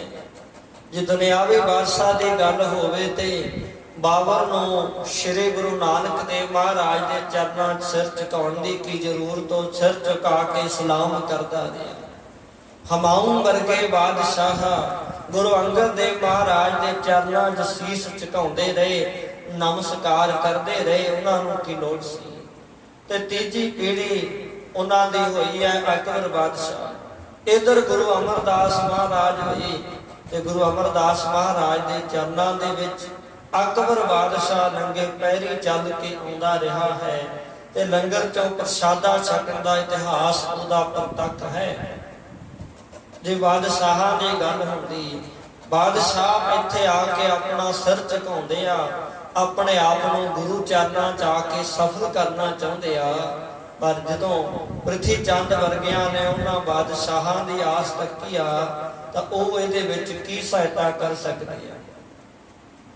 ਤੇ ਸਾਧ ਸੰਗਤ ਦੇ ਪ੍ਰਸੰਗ ਆਪਾਂ ਕਿਉਂ ਸ਼ੁਰੂ ਕੀਤਾ, ਇਹਦੇ ਨਾਲ ਨਾਲ ਧੰਨ ਧੰਨ ਸ੍ਰੀ ਗੁਰੂ ਹਰਗੋਬਿੰਦ ਸਾਹਿਬ ਸਤਿਗੁਰੂ ਮਹਾਰਾਜ, ਉਹਨਾਂ ਦਾ ਪਾਵਨ ਅਵਤਾਰ ਦਿਹਾੜਾ ਵੀ ਭਾਵਨਾ ਸ਼ਰਧਾ ਦੇ ਨਾਲ ਦੇਸਾਂ ਵਿਦੇਸਾਂ ਦੇ ਵਿੱਚ ਅੱਜ ਮਨਾਇਆ ਜਾ ਰਿਹਾ ਹੈ। ਤੇ ਗੁਰੂ ਹਰਗੋਬਿੰਦ ਸਾਹਿਬ ਮਹਾਰਾਜ ਜੀ ਉਹਨਾਂ ਦੇ ਅਵਤਾਰ ਗੁਰਪੁਰਬ ਬਾਰੇ ਵੀ ਆਪਾਂ ਵਿਚਾਰ ਕਰਾਂਗੇ। ਤੇ ਜੇ ਆਪਾਂ ਇਤਿਹਾਸ ਪੜ੍ਹਦੇ ਹਾਂ ਤੇ ਪ੍ਰਿਥੀ ਚੰਦ ਨੇ ਹਰ ਇੱਕ ਯਤਨ ਕੀਤਾ, ਚਾਹੇ ਉਹ ਸੁਲਹੀ ਖਾਨ ਨੂੰ ਲੈ ਕੇ ਆਇਆ, ਚਾਹੇ ਉਹ ਸੁਲਭੀ ਖਾਨ ਨੂੰ ਲੈ ਕੇ ਆਇਆ, ਬੇਅੰਤ ਉਮਰਾਵ ਲੈ ਕੇ ਆਇਆ, ਪਰ ਸਭ ਰਸਤੇ ਦੇ ਵਿੱਚ ਰਹਿ ਗਏ। ਤੇ ਸਾਧ ਸੰਗਤ ਜੀ ਜਿੱਥੋਂ ਤੱਕ ਹੋ ਸਕਿਆ ਉਹਨਾਂ ਨੇ ਗੁਰੂ ਸਾਹਿਬ ਦੇ ਨਾਲ ਮਿਲ ਕੇ ਰਹਿਣ ਦੀ ਬਜਾਏ ਤਾਣੇ ਮਿਹਣੇ ਮਾਰਨ ਦੇ ਵਿੱਚ ਵੀ ਕੋਈ ਕਸਰ ਨਹੀਂ ਛੱਡੀ। ਜਿੱਥੇ ਬਾਬਾ ਪ੍ਰਿਥੀ ਚੰਦ ਨੇ ਗੁਰੂ ਸਾਹਿਬ ਨਾਲ ਝਗੜਾ ਕਰਨ ਦੇ ਵਿੱਚ ਕੋਈ ਕਸਰ ਨਹੀਂ ਛੱਡੀ, ਉੱਥੇ ਜੇ ਕਿਸੇ ਗੱਲ ਦਾ ਮੌਕਾ ਮਿਲਦਾ ਹੈ ਤੇ ਇਹਨਾਂ ਦੀ ਜੋ ਘਰ ਵਾਲੀ ਹੈ ਬੀਬੀ ਕਰਮੋ ਜੀ, ਉਹਨਾਂ ਨੇ ਵੀ ਤਾਣੇ ਮਿਹਣੇ ਮਾਰਨ ਦੇ ਵਿੱਚ ਕੋਈ ਫਰਕ ਨਹੀਂ ਛੱਡਿਆ। ਤੇ ਆਪਾਂ ਸਾਰੇ ਇਤਿਹਾਸ ਪੜ੍ਹਦੇ ਹਾਂ। ਇੱਕ ਦਿਨ ਮਾਤਾ ਜੀ ਦੀ ਦਾਸੀ ਬਹੁਤ ਸੋਹਣੇ ਸੋਹਣੇ ਵਸਤਰ ਸੁੱਕਣੇ ਪਾ ਰਹੇ ਨੇ, ਕਿਉਂਕਿ ਸਮਾਂ ਹੁੰਦਾ ਹੈ ਗਰਮੀ ਦਾ, ਸਰਦੀ ਦਾ, ਤੇ ਸਾਰੇ ਜਿਹੜੇ ਕੱਪੜੇ ਉਹਨਾਂ ਨੂੰ ਧੁੱਪ ਲਵਾਈ ਜਾਂਦੇ ਆ ਕਿ ਸਾਰੇ ਧੁੱਪ ਲਵਾ ਕੇ ਫਿਰ ਅੰਦਰ ਰੱਖ ਦਿਆਂਗੇ। ਤੇ ਜਿਵੇਂ ਹੀ ਸਾਧ ਸੰਗਤ ਜੀ ਮਾਤਾ ਜੀ ਦੇ ਸੋਹਣੇ ਜਿਹੜੇ ਵਸਤਰ ਹੈ, ਹੋਰ ਮਹਿੰਗੇ ਵਸਤਰ ਹਨ, ਉਹਨਾਂ ਨੂੰ ਧੁੱਪੇ ਪਾਇਆ ਗਿਆ। ਤੇ ਕਿਤੇ ਜੋ ਮਾਤਾ ਕਰਮੋ ਜੀ ਦੇ ਕੋਲ ਇੱਕ ਦਾਸੀ ਆ, ਉਹਨੇ ਕਿਤੇ ਗੱਲ ਕਹਿ ਦਿੱਤੀ ਕਿ ਦੇਖੋ ਮਾਤਾ ਜੀ ਦੇ ਕੋਲ, ਗੁਰੂ ਕੇ ਮਹਿਲਾਂ ਦੇ ਕੋਲ ਕਿੰਨੇ ਸੋਹਣੇ ਅਨਮੋਲ ਵਸਤਰ ਹੈ, ਜਿਨ੍ਹਾਂ ਦੀ ਸ਼ੋਭਾ ਬਹੁਤ ਵੱਡੀ ਹੈ, ਬਹੁਤ ਵੱਡੀ ਸ਼ੋਭਾ ਹੈ ਤੇ ਬੜੇ ਸੋਹਣੇ ਲੱਗਦੇ ਆ। ਬਸ ਇੰਨੀ ਗੱਲ ਕਹੀ ਸੀ। ਤੇ ਜੋ ਮਾਤਾ ਕਰਮੋ ਜੀ ਹੋਏ ਆ, ਇਹ ਸੁਣ ਕੇ ਉਹਨਾਂ ਦਾ ਜਿਹੜਾ ਹਿਰਦਾ ਹੈ ਉਹ ਈਰਖਾ ਦੀ ਅੱਗ ਦੇ ਵਿੱਚ ਸੜਿਆ। ਸਾਧ ਸੰਗਤ, ਇਹ ਵੀ ਇੱਕ ਪ੍ਰਾਣੀ ਦੇ ਵਿੱਚ ਔਗਣ ਹੁੰਦਾ ਹੈ ਕਿ ਜਦੋਂ ਕੋਈ ਬੰਦਾ ਕਿਸੇ ਦੀ ਉਸਤਤ ਸੁਣ ਲੈਂਦਾ ਹੈ, ਵਡਿਆਈ ਸੁਣ ਲੈਂਦਾ ਹੈ, ਤੇ ਜਿਹੜਾ ਬੰਦਾ ਈਰਖਾ ਕਰਦਾ ਹੈ ਉਹਦਾ ਹਿਰਦਾ ਤਪਣ ਲੱਗ ਜਾਂਦਾ ਹੈ। ਪਰ ਜਦੋਂ ਕਿਸੇ ਨੂੰ ਕੋਈ ਆਪਣਾ ਸਮਝਦਾ ਹੈ, ਉਹ ਵੀ ਤੇ ਆਪਣਾ ਹੀ ਆ, ਉਹ ਵੀ ਤੇ ਆਪ ਦਾ ਹੀ ਆ, ਉਹਦੀ ਕੋਈ ਉਸਤਤ ਕਰਦਾ ਹੈ ਤੇ ਮਨ ਦੇ ਵਿੱਚ ਖੁਸ਼ੀ ਹੁੰਦੀ ਆ, ਮਨ ਵਿੱਚ ਚਾਹ ਹੁੰਦਾ ਹੈ ਕਿ ਫਲਾਣੇ ਪ੍ਰਾਣੀ ਨੇ ਨਾ ਅੱਜ ਸਾਡੇ ਇਸ ਦੀ ਉਹਦੀ ਉਸਤਤ ਕਰਤੀ, ਇਹ ਸਾਡਾ ਹੀ ਹੈ, ਆਪਣਾ ਹੀ ਹੈ, ਇਹਦੀ ਉਸਤਤ ਕੀਤੀ ਆ, ਵਡਿਆਈ ਕੀਤੀ ਆ, ਤੇ ਉਹਦਾ ਹਿਰਦਾ ਖੁਸ਼ੀ ਦੇ ਨਾਲ ਭਰ ਜਾਂਦਾ ਹੈ ਕਿ ਇਹ ਤੇ ਆਪਣਾ ਹੀ ਆ। ਆਪਣੇ ਦੀ ਵਡਿਆਈ ਹੋਵੇਗੀ ਤੇ ਆਪਣੀ ਵਡਿਆਈ ਹੈ। ਜੇ ਆਪਣੇ ਨੂੰ ਕੋਈ ਕਹੇਗਾ ਕਿ ਤੁਹਾਡੇ ਇਸ ਪ੍ਰਾਣੀ ਨੇ ਇਹ ਮਾੜਾ ਕੰਮ ਕੀਤਾ, ਇਹਦੇ ਵਿੱਚ ਨਰਾਦਰੀ ਵੀ ਤੇ ਸਾਡੀ ਹੋਵੇਗੀ, ਬਦਨਾਮੀ ਵੀ ਤੇ ਸਾਡੀ ਹੋਵੇਗੀ। ਕਿ ਜੇ ਆਪਣੇ ਪਰਿਵਾਰ ਚੋਂ ਹੀ ਹੈ, ਇਹਦੀ ਉਸਤਤ ਕੀਤੀ, ਚਾਹੇ ਉਹ ਸ਼ਰੀਕਪਣੇ ਚੋਂ ਕਿਉਂ ਨਾ ਹੋਵੇ, ਆਪਣਾ ਹੀ ਹੈ, ਆਪਣਾ ਹੀ ਸ਼ਰੀਕਾ ਕਬੀਲਾ ਹੈ, ਉਸਤਤ ਕੀਤੀ ਆ ਤੇ ਚੰਗਾ ਹੀ ਕੀਤਾ। ਜੇ ਉਹਦੇ ਵਿੱਚ ਚੰਗਾ ਗੁਣ ਹੈ ਤੇ ਤਾਂ ਹੀ ਉਸਤਤ ਕੀਤੀ ਆ। ਜੇ ਉਹਦੇ ਚ ਮਾੜਾ ਗੁਣ ਹੋਵੇ ਤੇ ਦੁਨੀਆ ਤੇ ਪਹਿਲਾਂ ਹੀ ਮਾੜੇ ਔਗਣਾਂ ਨੂੰ ਲੱਭਦੀ ਫਿਰਦੀ ਆ ਵੀ ਕਿਤੇ ਮਾੜਾ ਔਗਣ ਮਿਲ ਜਾਵੇ। ਤਾਣੇ ਮੇਣੇ ਮਾਰਨ ਨੂੰ ਲੱਭਦੇ ਫਿਰਦੇ ਆ, ਜਿਨ੍ਹਾਂ ਲੋਕਾਂ ਦਾ ਸੁਭਾਅ ਬਣ ਚੁੱਕਿਆ, ਕੋਈ ਤਾਣਾ ਮਿਲੇ, ਕੋਈ ਮਿਹਣਾ ਮਿਲੇ ਤੇ ਮਾਰਾਂ। ਤੇ ਜਿਨ੍ਹਾਂ ਨੂੰ ਚੁਗਲੀ ਨਿੰਦਿਆ ਦੀ ਆਦਤ ਪੈ ਜਾਂਦੀ ਆ, ਤੇ ਉਹਨਾਂ ਦੇ ਭੋਜਨ ਪ੍ਰਸ਼ਾਦਾ ਕਿੰਨਾ ਕੁ ਪਚਦਾ ਜਦੋਂ ਤੱਕ ਚੁਗਲੀ ਨਿੰਦਿਆ ਉਹ ਕਰ ਨਹੀਂ ਲੈਂਦੇ। ਇਸ ਤਰ੍ਹਾਂ ਦੇ ਲੋਕ ਪਹਿਲਾਂ ਹੀ ਬਥੇਰੇ ਨੇ। ਤੇ ਉੱਥੇ ਸਾਧ ਸੰਗਤ ਜੀ ਨਾਲ ਨਾਲ ਚੰਗੇ ਗੁਣਾਂ ਵਾਲੇ, ਚੰਗੇ ਸੁਭਾਅ ਵਾਲੇ ਮਨੁੱਖ, ਇਸਤਰੀਆਂ ਵੀ ਸੰਸਾਰ ਵਿੱਚ ਵਸਦੇ ਨੇ, ਜਿਹੜੇ ਕਿਸੇ ਦੀ ਉਸਤਤ ਸੁਣ ਕੇ, ਵਡਿਆਈ ਸੁਣ ਕੇ ਖੁਸ਼ ਹੁੰਦੇ ਆ, ਪ੍ਰਸੰਨ ਹੁੰਦੇ ਆ ਵੀ ਉਹਦੀ ਵਡਿਆਈ ਹੋ ਰਹੀ ਹੈ ਤੇ ਆਪਣਾ ਹੈ। ਪਰ ਸਾਧ ਸੰਗਤ ਜੀ ਜਿਹਦੇ ਅੰਦਰ ਈਰਖਾ ਕਰਨ ਦੀ ਆਦਤ ਪੈ ਗਈ, ਤੇ ਇਹ ਸਮਝ ਲਓ ਉਹਦੇ ਅੰਦਰ ਇੱਕ ਈਰਖਾ ਦਾ ਰੋਗ ਪੈਦਾ ਹੋ ਗਿਆ। ਬਿਲਕੁਲ ਇਸੇ ਤਰ੍ਹਾਂ ਜਿਵੇਂ ਬੁਖਾਰ ਚੜਿਆ ਹੋਵੇ, ਉਹ ਥੋੜਾ ਜਿਹਾ ਗਰਮੀ 'ਚ ਹੋਰ ਤੁਰ ਲਵੇ ਨਾ, ਬੁਖਾਰ ਵੱਧ ਜਾਂਦਾ ਹੈ। ਇਹ ਵੀ ਇੱਕ ਉਹ ਤਨ ਦਾ ਰੋਗ ਹੈ, ਇਹ ਮਨ ਦਾ ਰੋਗ ਹੈ। ਜਦੋਂ ਅੰਦਰ ਈਰਖਾ ਪੈਦਾ ਹੋਣ ਲੱਗ ਜਾਵੇ ਨਾ, ਈਰਖਾ ਕਰਨ ਲੱਗ ਜਾਵੇ, ਤੇ ਫਿਰ ਥੋੜੀ ਜਿਹੀ ਉਸਤਤ ਵਡਿਆਈ ਸੁਣ ਲਵੇ ਤੇ ਉਹਦੇ ਅੰਦਰ ਈਰਖਾ ਰੂਪੀ ਬੁਖਾਰ ਹੋਰ ਵੱਧ ਜਾਂਦਾ ਹੈ। ਉਹ ਆਪਣੇ ਤੋਂ ਬਿਨਾਂ ਕਿਸੇ ਦੀ ਵਡਿਆਈ, ਉਸਤਤ ਸੁਣ ਹੀ ਨਹੀਂ ਸਕਦਾ, ਉਹਦੀ ਸੁਣਨ ਦੀ ਸਮਰੱਥਾ ਹੀ ਖਤਮ ਹੋ ਜਾਂਦੀ ਹੈ। ਤੇ ਸਾਧ ਸੰਗਤ, ਹੁਣ ਮਾਤਾ ਕਰਮੋ ਜੀ ਹੈ। ਇਹ ਕੌਣ ਨੇ? ਗੁਰੂ ਅਰਜਨ ਦੇਵ ਮਹਾਰਾਜ ਦੇ ਵੱਡੇ ਭਰਾ ਬਾਬਾ ਪ੍ਰਿਥੀ ਚੰਦ ਦਾ ਪਰਿਵਾਰ। ਚਲੋ ਉਹਦਾ ਸੁਭਾਅ ਸੀ, ਪ੍ਰਿਥੀ ਚੰਦ ਦਾ ਸੁਭਾਅ ਹੈ ਈਰਖਾ ਵਾਲਾ, ਉਹ ਤੇ ਹੈ ਹੀ। ਪਰ ਮਾਤਾ ਕਰਮੋ ਜੀ ਕੁਝ ਸੋਚ ਲੈਂਦੇ। ਪਰ ਕੀ ਹੋਇਆ ਸਾਧ ਸੰਗਤ, ਆਪਾਂ ਵਿਚਾਰ ਕੀਤੀ ਆ ਨਾ कि उन्हें ताना मेहना मारन दी कोई कसर नहीं छड्डी। उन्हें पता की कहा, ਇਹੋ जी गल कही जो कदे कहनी नहीं चाहिए, किसी को नहीं कहनी चाहिए ते कहनी ठीक नहीं होती। की आख्या, उन्हें कहा सी भी इन्हां दे सोहने कपड़े आ, सोहने वस्त्र है, बड़े महंगे वस्त्र ने, महंगियां चीज़ां इन्हां दे कोल आउंदियां ने, पर इन्हां दे घर किहड़ा कोई पुत्र है, इन्हां दे घर किहड़ा कोई पुत्र है, कोई लाल खेड रहा ते जिहड़ा अपने घर रख लैणगे। किन्ने साल हो गए विआह होए नूं, कोई पुत्र कोई घर विच लाल नहीं होया ते माण करदे अपने पुत्र ते। साडे घर तां मेहरबान दा जन्म हो चुकिया ते समां पा के जदों इन्हां दे घर पुत्र नहीं होएगा ते समां पा के फिर सारा कुछ साडे घर ही आ जाना है। ਇਹੋ जी माड़ी सोच वो कर्मां दी बनी हुई है। ते साध संगत जी, गुरु साहब सानू गुरबाणी च समझाउंदे आ, कहंदे जदों तक तुसी पराए दा मन विच बुरा रखोगे, बुरा तकोगे, उदों तक तुसी कदे सुखी हो ही नहीं सकदे। हुण बहुत सारे पुराने आखदे सी जी बड़े दुखी आ, सानू बहुत दुख है, पर साध संगत जी जिन्हां नूं खुशी मिलनी है ना, जिन्होंने सुख मिलना है ना, वो पराए को सुखी देख के ना उहदे विच ही अपनी खुशी महसूस करन लग जाते। उन्हां कोल चाहे प्रतख धन ना भी होवे, पर देखदे आ ना भी पराए दा अज भला हो गया, वो बंदा बड़ा सौखा हो गया, उन्होंने देख के वो बंदे सुखी हो जाते आ, खुश हो जाते। पर भाई इस बीमारी का कोई इलाज नहीं है। जिन्हें दुखी होना ना, बस उन्हें पराए का सुख देख के दुखी हो जाना। ते साध संगत इहो जे बोल किसी को कहने नहीं चाहिए, क्योंकि सोचना चाहिए कि जे उहदे घर परमात्मा ने नहीं पुत्र दिता तो फिर ये ईश्वरी नेत है, पर ऐसा ताना उन्होंने नहीं मारना चाहिए। ऐसा जिहड़ा मन है, क्योंकि ये जिहड़ा प्रतख तौर पर तीन तरह का मारना हुंदा है। एक हुंदा है कि कोई मिलिया सामने, उहदे कोई शस्त्र, कोई सोटा, कोई तलवार मार के कट दिता। एक हुंदा है साध संगत जी, किसी नूं किसी दे मन च कोई खुशी आई आ ते उहदा मन तोड़ देना, ईर्खा दे विच कुछ होर कह देना, खोटा बोल कह देना ते मन तोड़ देना। ते तीसरा साध संगत जी, जिवें हुण माता कर्मों ने कहा भी उन्हां दे घर किहड़ा कोई पुत्र है जो सारा कुछ घर दे विच रखणगे, वो समां पा के ते सारा साडे घर विच आ जाना। ਇਹੋ जी माड़ी सोच इन्हां ने रखी हुई है।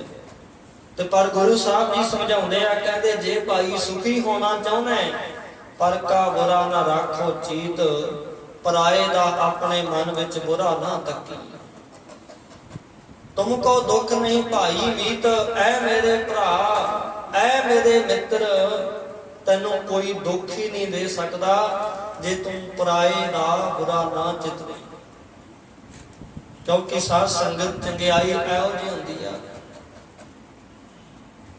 भला इहो जिहा हुंदा है जिहड़ा कदे दुश्मन नूं भी मित्र बना के रख दिंदा है। पर जे ये बुराई अंदरों ना निकले ते कहंदे अपने जिहड़े हुंदे आ ना मित्र, वो भी देख के दुश्मन बन जाते आ भी बंदे नूं असीं बहुत समझाता, बहुत ज्ञान दिता, बहुत ज्यादा सोची दिती आ, पर ਇਹਦਾ ਤੇ ਹਾਲ ਹੋਈ ਹੈ ਜਿਵੇਂ ਰੱਸੀ ਨੂੰ ਅੱਗ ਦੇ ਵਿੱਚ ਸਾੜ ਦਿੱਤਾ, ਰੱਸੀ ਸੜ ਕੇ ਸਵਾਹ ਹੋ ਗਈ, ਪਰ ਕਹਿੰਦੇ ਉਹਦੇ ਚੋਂ ਬਾਲ ਨਹੀਂ ਗਏ। ਕਹਿੰਦੇ ਇਹਨੂੰ ਤੇ ਬਹੁਤ ਸਮਝਾਇਆ, ਪਰ ਇਹ ਮਾੜੀਆਂ ਆਦਤਾਂ, ਮਾੜੇ ਕੰਮ ਤੇ ਅੰਦਰ ਬੁਰਾ ਰੱਖਣਾ ਇਹ ਛੱਡ ਨਹੀਂ ਸਕਦਾ, ਉਹ ਵੀ ਦੁਸ਼ਮਣ ਬਣ ਜਾਂਦੇ ਆ। ਸੋ ਆਪਾਂ ਸਾਧ ਸੰਗਤ ਪ੍ਰਮਾਣ ਮਾਤਰ ਲੈਣਾ ਹੈ। गुरु साहब सानू नाल नाल सुखी होने का तरीका दसदे आ। जे भाई पराए का बुरा रखेगा तो सारी उम्र तो दुख पावेगा। क्यों? क्योंकि भला किसी बंदे ने नहीं करना, भला परमात्मा ने करना है। अज किसी ते दुख आ गया, कल सुख भी आएगा। अज सुख है तो कल दुख भी आएगा। फिर साध संगत अपने जीवन बारे कोई नहीं कह सकता मैं बहुत सुखी हाँ, क्योंकि साध संगत ईश्वर दे वस है। अज दिन कहो जा होवेगा कोई नहीं जानता, कल दिन कहो जा चढ़ेगा, इहदे बारे परमात्मा अकाल पुरख जानदा, कोई नहीं जानता। खिंद दे विचों राजे कर दिंदा है, खिंच भिखारी कर दिंदा है, उहदे घर दा कोई पता नहीं है। वो बहुत वड्डी समर्था दा मालिक है, जो भी चाहुंदा है खिंच कर दिंदा है। खिंच चाहे तो जिवें आपां देखदे हां बहुत ज़्यादा गर्मी पैनी शुरू हो जाती है, इन्नी गर्मी साडे तो सहारी नहीं जाती, ते खिन में जदों किरपा कर दिंदा है, बरखा भी खिना च पा दिंदा है, मींह भी खिना च पा दिंदा है, ते इन्नी ठंड हो जाती है भी आखदे हां बहुत ठंड हो गई है, मौसम सारा ठंडा हो गया है।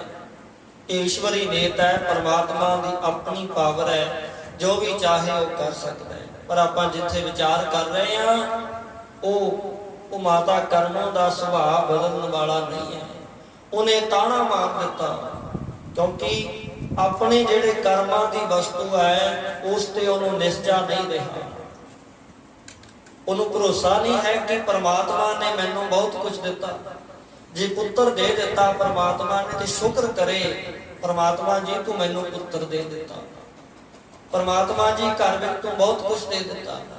पर साध संगत ते ईर्खा रखती है कि जेड़े ये ने इन्हां दे घर दे विच खुशी किवें आ सकती है।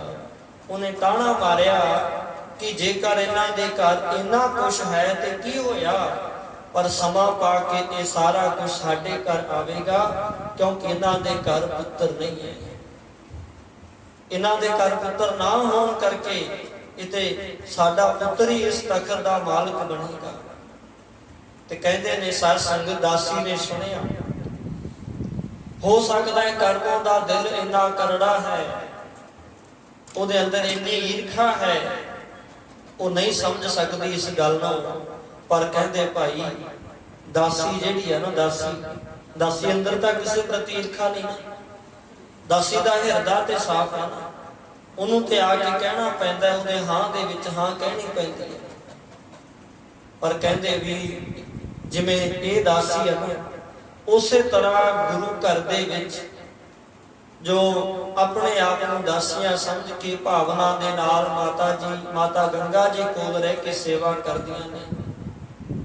ते साध संगत फिर कोई भी गल एक दिन रखिया, 2 दिन रखिया, हुण वो दासी जिहड़ी आ उहने सुनिया ते उहदे हिरदे नूं भी ये गल्लां बिंध गईयां। चाहे माता कर्मों जी को होर भी दासियां ने, पर कहते भाई बोले हुए कबोल बिंध जाते हैं।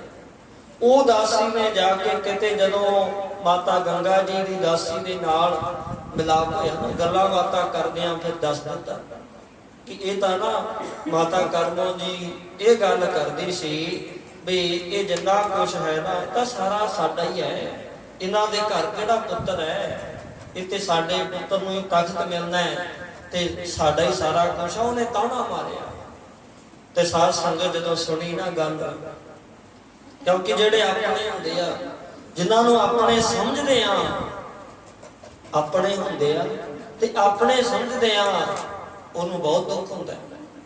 कहने वाले ने तो गल खिंच कह देनी आ, वो दासी नूं दुख होया पर अखां चों अथरू नहीं सी आए।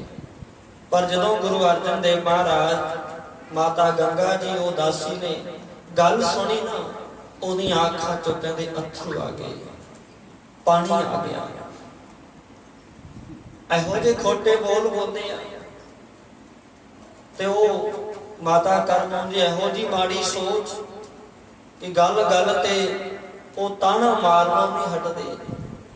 ते साध संगत दासी अखां चों अथरू आ गए ते रोण लग पई आ। ते जदों साध संगत अंदर दुख हुंदा है ते फिर वो रुकिया नहीं जाता, उन्हें धीरज रखिया, रोक लिया। पर कदों तक रोके ते जद समय माता गंगा जी कोल गए है ना, सेवा करन वास्ते जाते हैं, सेवा करन वास्ते जाते ने। ते जदों अज सतगुरु महाराज के दर्शन किए, शीश झुकाया, नमस्कार की, चलो मन करड़ा रहा, दर्शन किए भावना नाल। पर जदों माता गंगा जी के कोल गए ना, कि उन्होंने जाके जदों नमस्कार करते हैं ना, तो फिर दासी तो रिहा नहीं गया, वो तो रिहा नहीं गया। बस देख के ना अखा चो अथरू आने शुरू हो गया, अखा चो जल चलना शुरू हो गया। धा मार के दासी रोन लग पईया। ते साध संगत माता गंगा जी देख के बड़े हैरान होए, बड़े हैरान होए मन दे विच कि हे दासी तू रोज आउणी आ, रोज सेवा करदियां ते इत्थे रह के कदे असीं तैनूं दुख नहीं आउण दिता, तकलीफ नहीं आउण दित्ती। ते जिहड़ा साध संगत गुरु घर विच सेवा करदा है भावना शरधा नाल, गुरु उन्हों अज भी कोई कमी नहीं आउण दिंदा। बस दिल होवे, हिरदा होवे, भावना शरधा रखे। साचे साहिबा क्या नाही कर तेरे, करता तेरा सब कुछ है जिस देह सो पावे। परमात्मा जी तेरे घर विच सब कुछ है ते सारा कुछ तू दे भी रहा है, तेरा खजाना बरत रहा है लगातार। माता जी देख के हैरान होया ते आखदे पुत्री दस की दुख है तैनूं, की तकलीफ होई आ जिस करके इन्ना तेरी अखां चों जल आया ते इन्ना दुख होया। कोई वड्डी गल होई है, की होई आ मैनूं दस ते सही। ते साध संगत कोई दुख की गल होवे ना, अंदरले दुख की भी आ मैनूं पीड़ा कोई सट लगी है शरीर ते दस देवे भी इत्थे सट लगी आ माता जी आ मैनूं दुख है। कोई होर होवे घर दी पीड़ा दस देवे, पर दुख ऐसा जिहड़ा मन दे विच सहारिया नहीं जाता, दुख ऐसा जिहड़ा माता जी नूं दसना भी कठिन है। पता है जे दसांगी ते दुख माता जी नूं भी तो होवेगा। ते फिर साध संगत जी माता जी पुछदे आ दसो ते सही की दुख है, की तकलीफ है, कुछ दुख रहा है, की दुख आ गया। ते साध संगत फिर दासी ने दसना कीता कि माता जी जो बड़े माता जी ने माता करमों जी उन्होंने अज ये गल कही सी, कल उन्होंने कहा सी मैनूं उन्होंने दासी ने दसिया है कि उन्होंने ताना मारिया है कि इन्हां दे घर दे सुंदर वस्त्र है, जे इन्हां दे घर सोहणियां चीज़ां ने, किन्नियां मर्जी भेटावां एकत्र हो जाण, किन्ने मर्जी सोहने महंगे तो महंगे कपड़े वस्त्र होण, पर इन्हां दे घर किहड़ा कोई सामण वाला पुत्र है। ये ते चीज भी साडी है, एक दिन साडे कोल आवेगी, साडे पुत्र मेहरबान नूं देवांगे।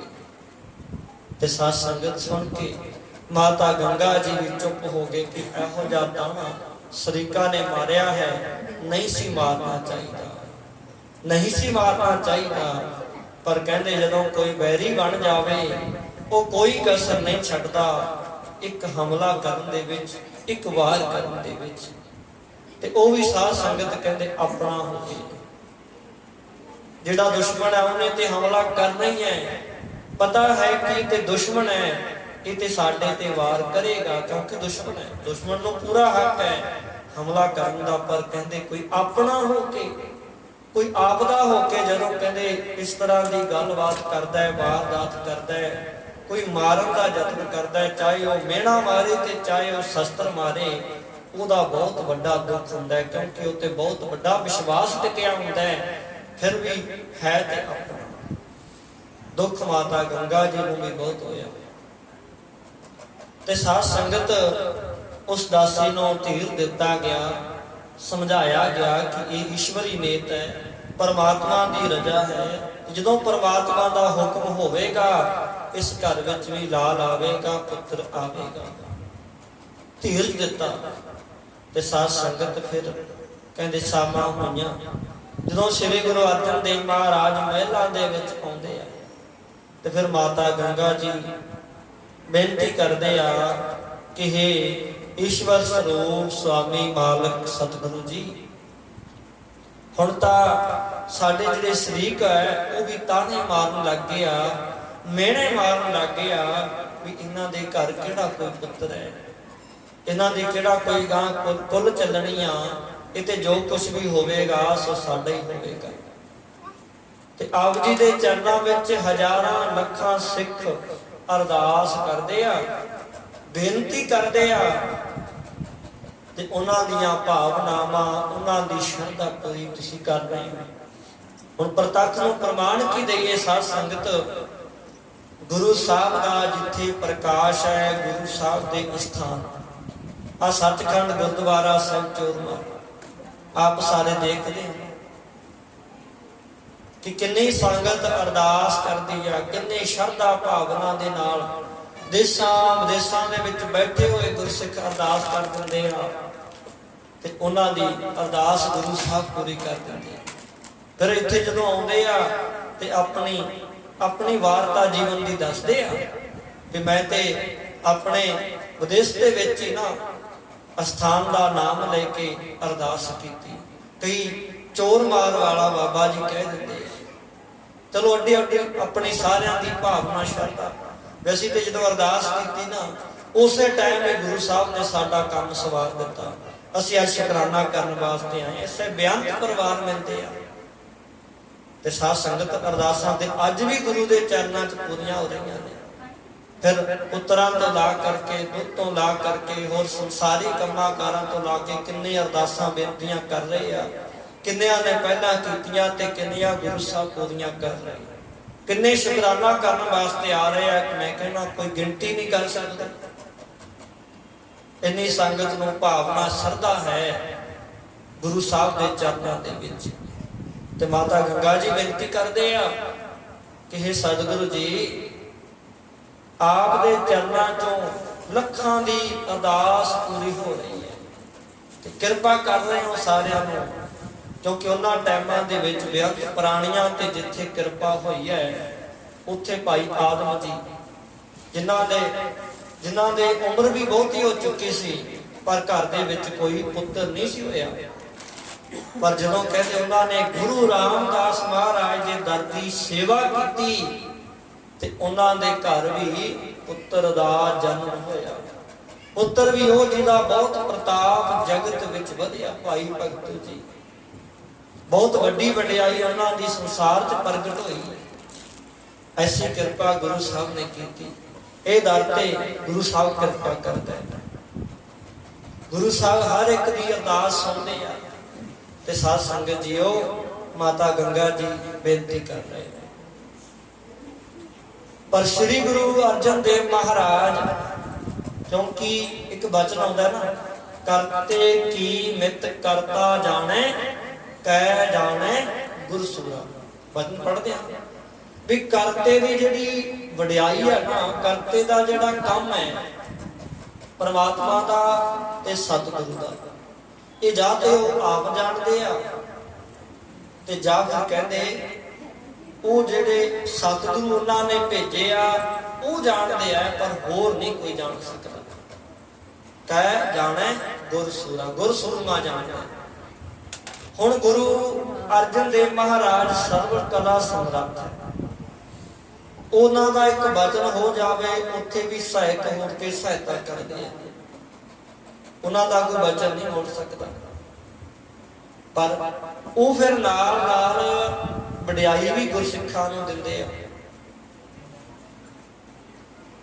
ਉਹ ਵਡਿਆਈ ਵੀ ਗੁਰਸਿੱਖਾਂ ਨੂੰ ਦੇ ਦਿੰਦੇ ਆ। ਜਿਵੇਂ ਹੁਣ ਗੁਰੂ ਅਮਰਦਾਸ ਮਹਾਰਾਜ ਹੈ, ਆਪਾਂ ਪ੍ਰਮਾਣ ਮਾਤਰ ਦੇਖ ਲਓ। ਹੁਣ ਕਿਰਪਾ ਤਾਂ ਗੁਰੂ ਅਮਰਦਾਸ ਮਹਾਰਾਜ ਦੀ ਹੈ,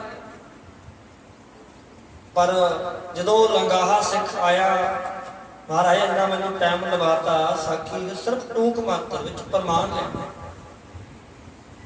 ਹੁਣ ਉਹ ਜਿਹੜਾ ਚੌਧਰੀ ਸੀ ਨਗਰ ਦਾ, ਉਹਨੇ ਰੋਕ ਲਿਆ ਨਾ, ਉਹਨੇ ਉਹਦੀ ਖਲੌੜੀ ਖੋਲੀ, ਟਾਈਮ ਲਵਾਤਾ ਤੇ ਕਿਆ ਤਾਣਾ ਮਾਰਿਆ ਸੀ, ਤੂੰ ਰੋਜ਼ ਗੁਰੂ ਅਮਰਦਾਸ ਮਹਾਰਾਜ ਦੀ ਸੇਵਾ ਕਰਦਾ ਹੈ, ਇੰਨੇ ਸਿੱਖ ਇੰਨੀਆਂ ਭਾਵਨਾਵਾਂ ਪੂਰੀਆਂ ਹੋ ਜਾਂਦੀਆਂ ਨੇ, ਤੇ ਤੂੰ ਵੀ ਕਦੇ ਗੁਰੂ ਚਰਨਾਂ 'ਚ ਅਰਦਾਸ ਕਰਦੇ ਵੀ ਮੈਂ ਠੀਕ ਹੋ ਜਾ, ਮੇਰਾ ਸਰੀਰ ਤੰਦਰੁਸਤ ਹੋ ਜੇ, ਠੀਕ ਹੋ ਜੇ, ਸਿੱਧਾ ਹੋ ਜੇ, ਤੇ ਰੋਜ਼ ਖਲੌੜੀ ਲੈ ਕੇ ਜਾਣਾ, ਤੈਨੂੰ ਕਿੰਨੇ ਸਾਲ ਹੋ ਗਏ?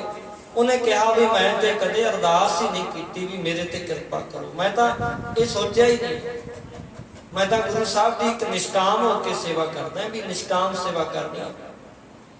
पर जदों गुरु अमरदास महाराज के चरणों च आया, इन्ना टाइम लग्या, वो भी अगाहां गोविंद भाओ भगत का भुखा उहदे प्रेम दे विच जिन्ना टाइम आया नहीं, लंगर नहीं वरताया गुरु साहब ने। सारे बैठे रहो, इंतजार करो, पर लंगर ना आप छकिया ना वरताया। इन्ना प्रेम हिरदे विच एक गुरसिख दा, इन्ना सत्कार गुरसिख दा। ते साध संगत जीओ जदों आए ते आके गल दसी ते कहंदे भी गुरु साहब ने फिर किहदे कोल भेजिया, जिहड़ा बाहर एक गुरसिख रहिंदा है, ਉਹਦਾ ਜਿਹੜਾ ਸੁਭਾਅ ਹੈ ਉਹ ਬਹੁਤ ਗਰਮ ਹੈ, ਥੋੜਾ ਗਰਮ ਹੈ, ਪਰ ਉਹਦੀ ਬੰਦਗੀ ਵੀ ਬਹੁਤ ਹੈ, ਉਹਦੀ ਭਗਤੀ ਵੀ ਬਹੁਤ ਹੈ। ਜਦੋਂ ਸੇਵਾ ਕਰਦਾ ਤੇ 1 ਲੱਖ ਦੀ ਸੇਵਾ ਕਰਦਾ ਹੈ, ਉਹਦੇ ਜਿਹੜਾ ਉਹਨੂੰ ਕ੍ਰੋਧ ਆਉਂਦਾ ਹੈ ਉਹਦੇ ਵਿੱਚ ਇਹ ਨਹੀਂ ਉਹ ਕੋ ਮਾਨ ਜਾਂ ਅਹੰਕਾਰ ਦੇ ਵਿੱਚ ਹੈ, ਉਹਦਾ ਆਪਣਾ ਇੱਕ ਸੁਭਾਅ ਹੈ। ਉਹਦੇ ਕੋਲ ਭੇਜ ਦਿੱਤਾ, ਉਹ ਅਗਾਂਹ ਬੜੇ ਗੁੱਸੇ ਵਾਲਾ। ਜਦੋਂ ਕਿਹਾ ਵੀ ਮੈਨੂੰ ਤਾਂ ਗੁਰੂ ਸਾਹਿਬ ਦਾ ਬਚਨ ਹੋਇਆ ਕਿ ਤੈਨੂੰ ਤੇ ਭਾਈ ਫਲਾਨਾ ਸਿੱਖ ਠੀਕ ਕਰੂਗਾ, ਉਹਦੇ ਕੋਲ ਚਲਿਆ ਜਾ। ਹੁਣ ਜਿਹੜੇ ਦੱਸਣ ਵਾਲੇ ਉਹ ਨਹੀਂ ਦੱਸਦਾ ਵੀ ਉਹ ਤੇ ਬਹੁਤ ਗੁੱਸੇ ਵਾਲਾ। ਵਾਹਿਗੁਰੂ। ਤੇ ਕਈ ਇਹ ਵੀ ਆਖਦੇ ਆ ਵੀ ਕਿਤੇ ਨਾ ਹੋਵੇ ਸੋਟਾ ਮਾਰ ਕੇ ਦੂਸਰੀ ਵੀ ਤੋੜ ਦੇਵੇ ਲੱਤ, ਇਦਾਂ ਵੀ ਕਹਿਣ ਵਾਲੇ ਹੁੰਦੇ ਆ ਵਿੱਚ। ਪਰ ਬਹੁਤੇ ਭਾਵਨਾ ਵਾਲੇ ਹੁੰਦੇ ਆ, ਉਹ ਕਹਿੰਦੇ ਆ ਵੀ ਜੇਕਰ ਗੁਰੂ ਸਾਹਿਬ ਦਾ ਬਚਨ ਹੋ ਗਿਆ ਨਾ, ਉਹਦੇ ਕੋਲ ਜਾ, ਉਹਦੇ ਰਾਹੀਂ ਕਿਰਪਾ ਹੋਣੀ। ਹੁਣ ਗੁਰੂ ਸਾਹਿਬ ਵਡਿਆਈ ਦਿੰਦੇ ਆਪਣੇ ਗੁਰਸਿੱਖਾਂ ਨੂੰ, ਮਾਨ ਦਿੰਦੇ। ਜਦੋਂ ਕੋਲੇ ਗਿਆ ਤੇ ਪੁੱਛਿਆ ਵੀ ਕਿਵੇਂ ਆਇਆ, ਉਹ ਕਹਿਣ ਲੱਗਾ ਮੈਨੂੰ ਤੇ ਗੁਰੂ ਸਾਹਿਬ ਦਾ ਬਚਨ ਹੋਇਆ ਤੇ ਲੱਤ ਠੀਕ ਕਰੂਗਾ। ਉਹਨੇ ਕਿਹਾ ਮੈਂ ਕੌਣ ਆ ਤੇ ਲੱਤ ਠੀਕ ਕਰਨ ਵਾਲਾ। ਉਹਨੇ ਆਪਣਾ ਸੋਟਾ ਚੱਕਿਆ ਤੇ ਮਗਰ ਪੈ ਗਿਆ। ਉਹ ਕਹਿੰਦੇ ਵੀ ਹੁਣ ਖਲੌੜੀ ਦੇ ਨਾਲ ਕਿੰਨਾ ਚਿਰ ਭੱਜੇ, ਥੋੜਾ ਚਿਰ ਭੱਜਿਆ, ਫਿਰ ਖਲੌੜੀ ਚਲਾ ਕੇ ਮਾਰੀ ਸਿੱਟ ਦਿੱਤੀ, ਡਿੱਗ ਪਈ। ਫਿਰ ਕਹਿੰਦੇ ਸਿੱਧਾ ਹੀ ਭੱਜਣ ਲੱਗ ਪਿਆ। ਸਿੱਧਾ ਭੱਜਣ ਲੱਗਿਆ ਨਾ, ਭੱਜਿਆ ਜਾਂਦਾ ਅੱਗੇ ਅੱਗੇ, ਮਗਰ ਸੋਟੇ ਬਹਿ ਕੇ ਉਹ ਤੁਰਿਆ ਆਉਂਦਾ, ਭੱਜਿਆ ਆਉਂਦਾ। ਤੇ ਜਾਂਦਿਆਂ ਜਾਂਦਿਆਂ ਦੇਖਿਆ ਨਾ ਵੀ ਖਲੌੜੀ ਹੈ ਨਹੀਂ ਤੇ ਮਨਾ ਭੱਜਿਆ ਫਿਰ ਵੀ ਜਾਣਾ ਹੈ। ਕਹਿੰਦੇ ਅਚਰਜ ਕੌਤਕ ਵਰਤ ਗਿਆ, ਸਮਝ ਨਹੀਂ ਆਉਂਦੀ। ਤੇ ਸਾਧ ਸੰਗਤ ਜੀਓ, ਸ਼ੰਕਾ ਕਰਕੇ ਨਹੀਂ ਕੁਝ ਪ੍ਰਾਪਤ ਹੁੰਦਾ, ਗੁਰੂ ਦੀ ਕਿਰਪਾ ਨਾਲ ਸਭ ਕੁਝ ਹੋ ਜਾਂਦਾ ਹੈ। ਤੇ ਜੇ ਰਜਨੀ ਦੇ ਘਰ ਵਾਲਾ ਪਿੰਗਲਾ ਸੀ ਨਾ, ਤੇ ਜੇ ਗੁਰੂ ਦੇ ਚਰਨਾਂ ਵਿੱਚ ਆ ਗਿਆ, ਗੁਰੂ ਕੇ ਸਰੋਵਰ ਵਿੱਚ ਇਸ਼ਨਾਨ ਕਰ ਲਿਆ, ਤੇ ਉਹ ਵੀ ਸਰੀਰ ਤੰਦਰੁਸਤ ਹੋ ਗਿਆ, ਕੋੜ ਕੱਟ ਦਿੱਤਾ। ਤੇ ਕਈ ਫਿਰ ਸ਼ੰਕਾ ਕਰਦੇ ਆ ਕਿੱਦਾਂ ਹੋ ਗਿਆ, ਕਿਵੇਂ ਹੋ ਗਿਆ। ਭਾਈ ਇਹਨਾਂ ਗੱਲਾਂ ਦਾ ਕੋਈ ਅੰਤ ਨਹੀਂ। ਜੇ ਪ੍ਰਤੱਖ ਦੇਖਣਾ ਹੈ ਤੇ ਅੱਜ ਵੀ ਦੇਖੋ, ਕਿੰਨੇ ਪ੍ਰਾਣੀਆਂ ਤੇ ਕਿਰਪਾ ਹੋਈ। ਸ਼੍ਰੀ ਹਰਿਮੰਦਰ ਸਾਹਿਬ ਦੇ ਵਿੱਚੋਂ ਦੱਸਦੇ ਆ ਨਾ ਵੀ ਡਾਕਟਰ ਜਵਾਬ ਦੇ ਗਏ ਸੀ, ਜਦੋਂ ਗੁਰੂ ਚਰਨਾਂ ਚ ਆਏ, ਇੱਥੇ ਆ ਕੇ ਮੱਥਾ ਹੀ ਟੇਕਿਆ ਸੀ ਤੇ ਆਪਣੇ ਆਪ ਖੜਾ ਹੋ ਕੇ ਜਿਹਨੂੰ ਲੈ ਕੇ ਗਏ ਸੀ, ਜਿਹਨੂੰ ਮਸਾਂ ਲੈ ਕੇ ਗਏ ਸੀ ਨਾ, ਕਿ ਤੁਰਿਆ ਨਹੀਂ ਜਾਂਦਾ, ਪਰ ਜਦੋਂ ਵਾਪਸ ਮੱਥਾ ਟੇਕ ਕੇ ਮੁੜਦਾ ਹੈ, ਕਹਿੰਦੇ ਆਪਣੇ ਪੈਰਾਂ ਨਾਲ ਚੱਲ ਕੇ ਆਉਂਦਾ ਹੈ। ਗੁਰੂ ਸਾਹਿਬ ਦੀ ਇਹ ਤੋਂ ਵੱਡੀ ਪ੍ਰਮਾਣ ਮਾਤਰ ਗੱਲ ਆਪਾਂ ਕੀ ਕਹਿ ਸਕਦੇ ਹਾਂ। ਬੇਅੰਤ ਪ੍ਰਾਣੀਆਂ ਤੇ ਸੰਸਥਾਨ ਤੋਂ ਕਿਰਪਾ ਹੋਈ ਹੈ, ਬਖਸ਼ਿਸ਼ ਹੋਈ ਹੈ। ਸੋ ਇਸ ਕਰਕੇ ਸਾਧ ਸੰਗਤ ਜੀਓ, ਗੁਰੂ ਸਾਹਿਬ ਦੇ ਕੋਲ ਸਭ ਕੁਛ ਹੈ, ਪਰ ਵਡਿਆਈ ਦਿੰਦੇ ਆਪਣੇ ਸੇਵਕ ਨੂੰ। ਤੇ ਫਿਰ ਸਾਧ ਸੰਗਤ ਆਪ ਸਾਰੇ ਜਾਣਦੇ ਹੋ ਕਿ ਗੁਰੂ ਅਰਜਨ ਦੇਵ ਮਹਾਰਾਜ ਨੇ ਬਚਨ ਕੀਤਾ ਕਿ ਭਾਈ ਇਹ ਜੋ ਪੁੱਤਰ ਦੀ ਦਾਤ ਹੈ ਨਾ, ਇਹਦੇ ਵਾਸਤੇ ਤੁਹਾਨੂੰ ਬਾਬਾ ਬੁੱਢਾ ਸਾਹਿਬ ਜੀ ਨੂੰ ਬੇਨਤੀ ਕਰਨੀ ਪਊਗੀ। ਜੇ ਬਾਬਾ ਬੁੱਢਾ ਸਾਹਿਬ ਜੀ ਖੁਸ਼ ਹੋ ਕੇ ਬਚਨ ਉਚਾਰਨ ਕਰ ਦੇਣ ਤੇ ਇਸ ਘਰ ਦੀ ਕੁਲ ਚੱਲੂਗੀ ਤੇ ਪੁੱਤਰ ਵੀ ਹੋਵੇਗਾ। ਬਸ ਇੰਨਾ ਵਚਨ ਕੀਤਾ।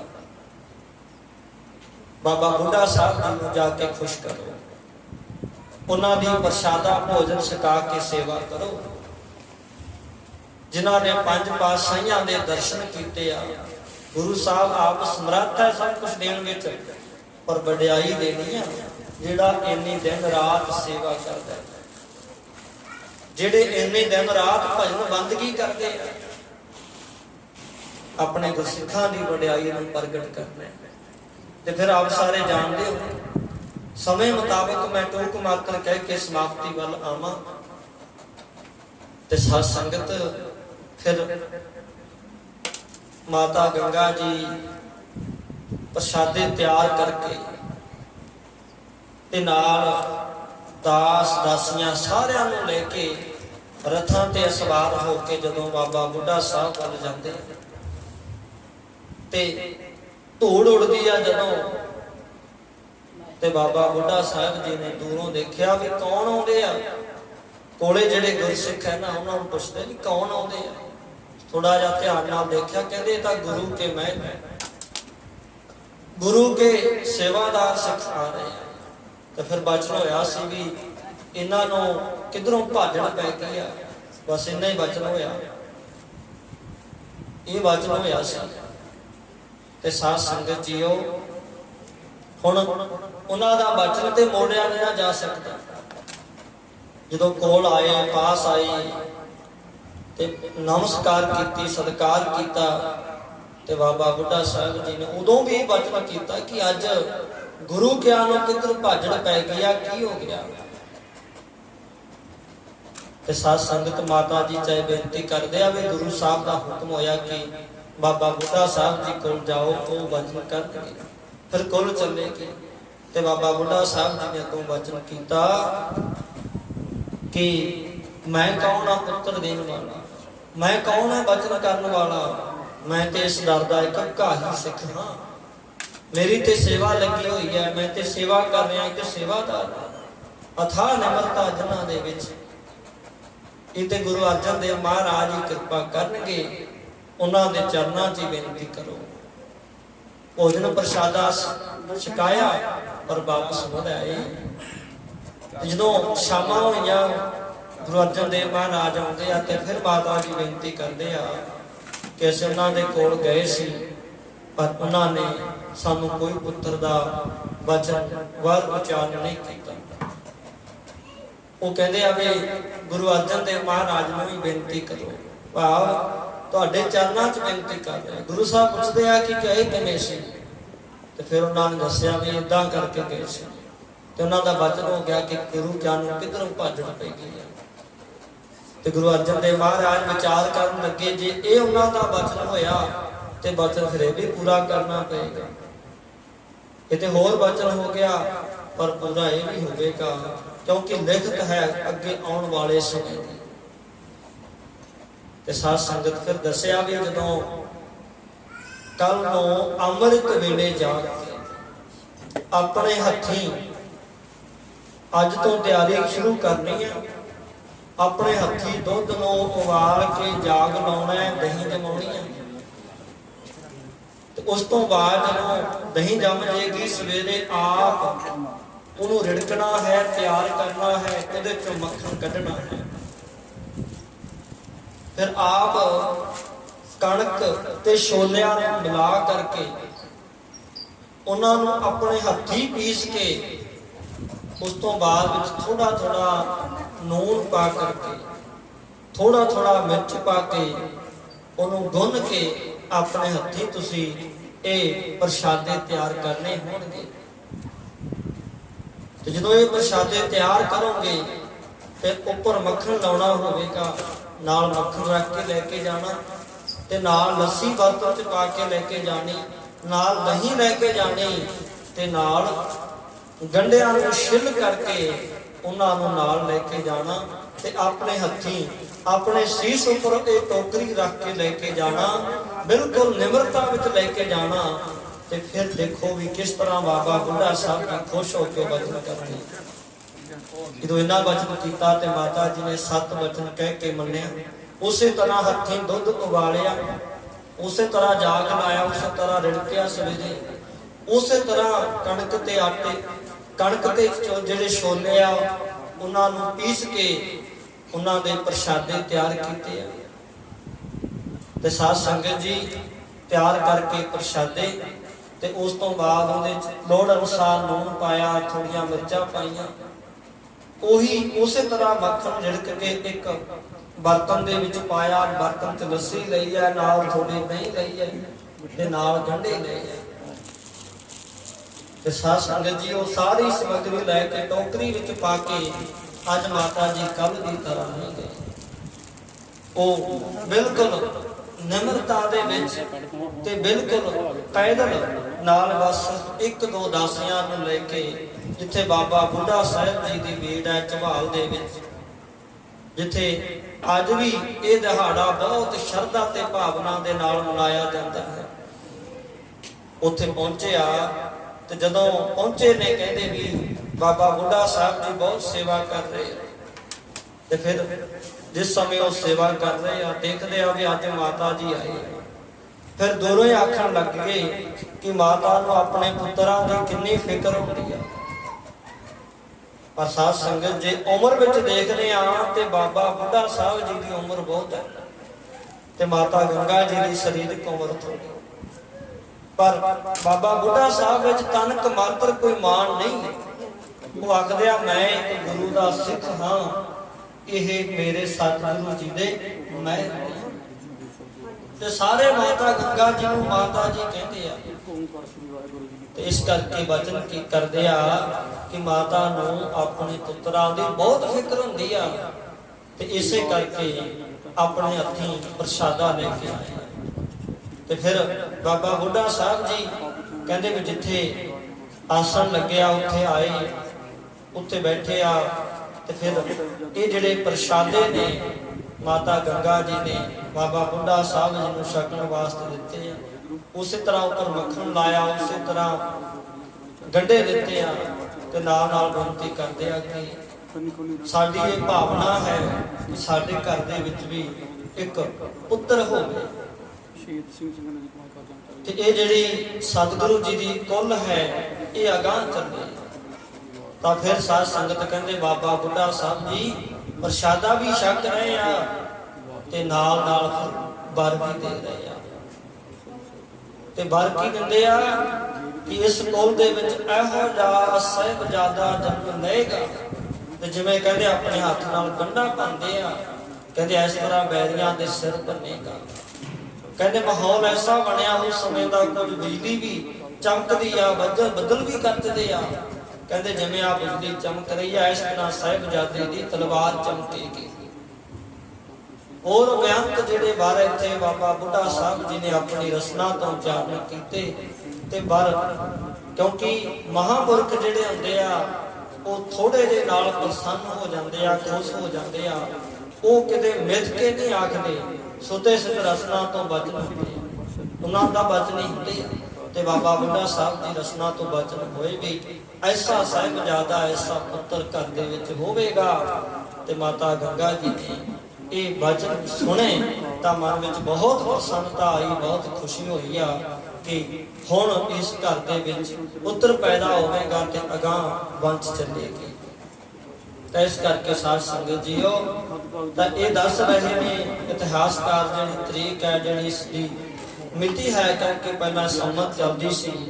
ਤਾਂ ਸਾਧ ਸੰਗਤ ਜੀ ਕਹਿੰਦੇ ਵੀ 21 ਅੱਸੂ ਨੂੰ, ਅੱਸੂ ਦਾ ਮਹੀਨਾ ਸੀ ਉਦੋਂ, 21 ਅੱਸੂ 1652 ਬਿਕਰਮੀ ਸੰਮਤ ਦੇ ਵਿੱਚ ਮਾਤਾ ਗੰਗਾ ਜੀ ਉੱਥੇ ਬਾਬਾ ਬੁੱਢਾ ਸਾਹਿਬ ਜੀ ਦੀ ਲੀਡ ਉੱਥੇ ਗਏ ਆ।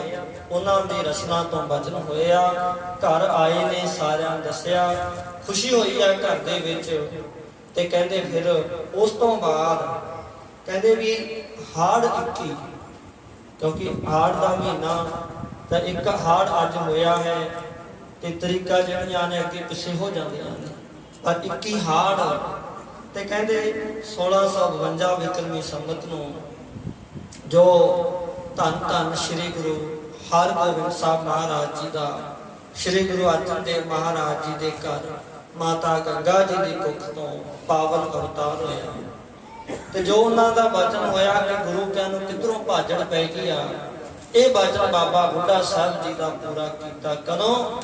ਜਦੋਂ ਜਿਹੜਾ ਪ੍ਰਿਥੀ ਚੰਦ ਸੁਲਹੀ ਖਾਨ ਨੂੰ ਚੜਾ ਕੇ ਲੈ ਕੇ ਆਇਆ ਸੀ, ਉਦੋਂ ਉਹ ਚੜਾ ਕੇ ਲੈ ਕੇ ਆਇਆ ਸੀ ਤੇ ਉਦੋਂ ਆਪ ਇਹ ਸ੍ਰੀ ਅੰਮ੍ਰਿਤਸਰ ਸਾਹਿਬ ਦਾ ਸਥਾਨ ਛੱਡ ਕੇ ਨਾ ਆਪ ਜੀ ਗੁਰੂ ਕੀ ਬਡਾਲੀ ਚਲੇ ਗਏ ਸੀ। ਤੇ ਗੁਰੂ ਕੀ ਬਡਾਲੀ ਹੀ ਗੁਰੂ ਹਰਗੋਬਿੰਦ ਸਾਹਿਬ ਮਹਾਰਾਜ ਜੀ ਦਾ ਪਾਵਨ ਅਵਤਾਰ ਹੋਇਆ। ਤੇ ਚਾਹੇ ਹੋਰ ਵੀ ਪ੍ਰਸੰਗ ਆਉਂਦੇ ਆ, ਇਹਨਾਂ ਨੇ ਕੋਈ ਕਸਰ ਨਹੀਂ ਛੱਡੀ ਕਿ ਸਾਹਿਬਜ਼ਾਦੇ ਨੂੰ ਕਿਸੇ ਤਰ੍ਹਾਂ ਕਰਕੇ ਨੁਕਸਾਨ ਪਹੁੰਚਾਈਏ। ਪਰ ਆਪਾਂ ਵਿਚਾਰ ਪ੍ਰਾਰੰਭ ਕੀਤੀ ਸੀ, ਇੱਕ ਪਾਸੇ ਗੁਰੂ ਸਾਹਿਬ ਸਿੱਖਿਆ ਦਿੰਦੇ ਆ, ਸਤਿਗੁਰ ਸੱਚ ਹੈ ਦੀਆ ਭੇਜ, ਚਿਰ ਜੀਵਨ ਉਪਜਿਆ ਸੰਜੋਗ, ਉਦਰੈ ਮਾਹੇ ਆਏ ਕੀਆ ਨਿਵਾਸ, ਮਾਤਾ ਕੈ ਮਨ ਬਹੁਤ ਵਿਗਾਸ, ਉਪਜਿਆ ਪੂਤ ਭਗਤ ਗੋਬਿੰਦ ਕਾ।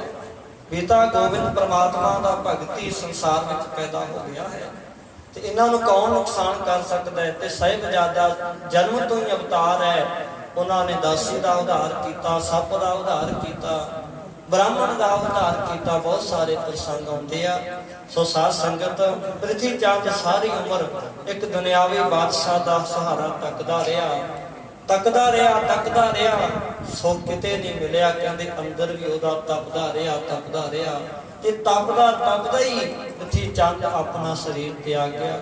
ਜੇ ਮਿਹਰਬਾਨ ਕੋਲ ਉਸ ਤੋਂ ਬਾਅਦ ਮਿਹਰਬਾਨ ਆਇਆ ਇਹਦਾ ਸਪੁੱਤਰ, ਤੇ ਸਾਰੀ ਉਮਰ ਮਿਹਰਬਾਨ ਵੀ ਤਪਦਾ ਰਿਹਾ, ਕਦੇ ਮਨ ਉਹਦਾ ਵੀ ਨਹੀਂ ਸ਼ਾਂਤ ਹੋਇਆ।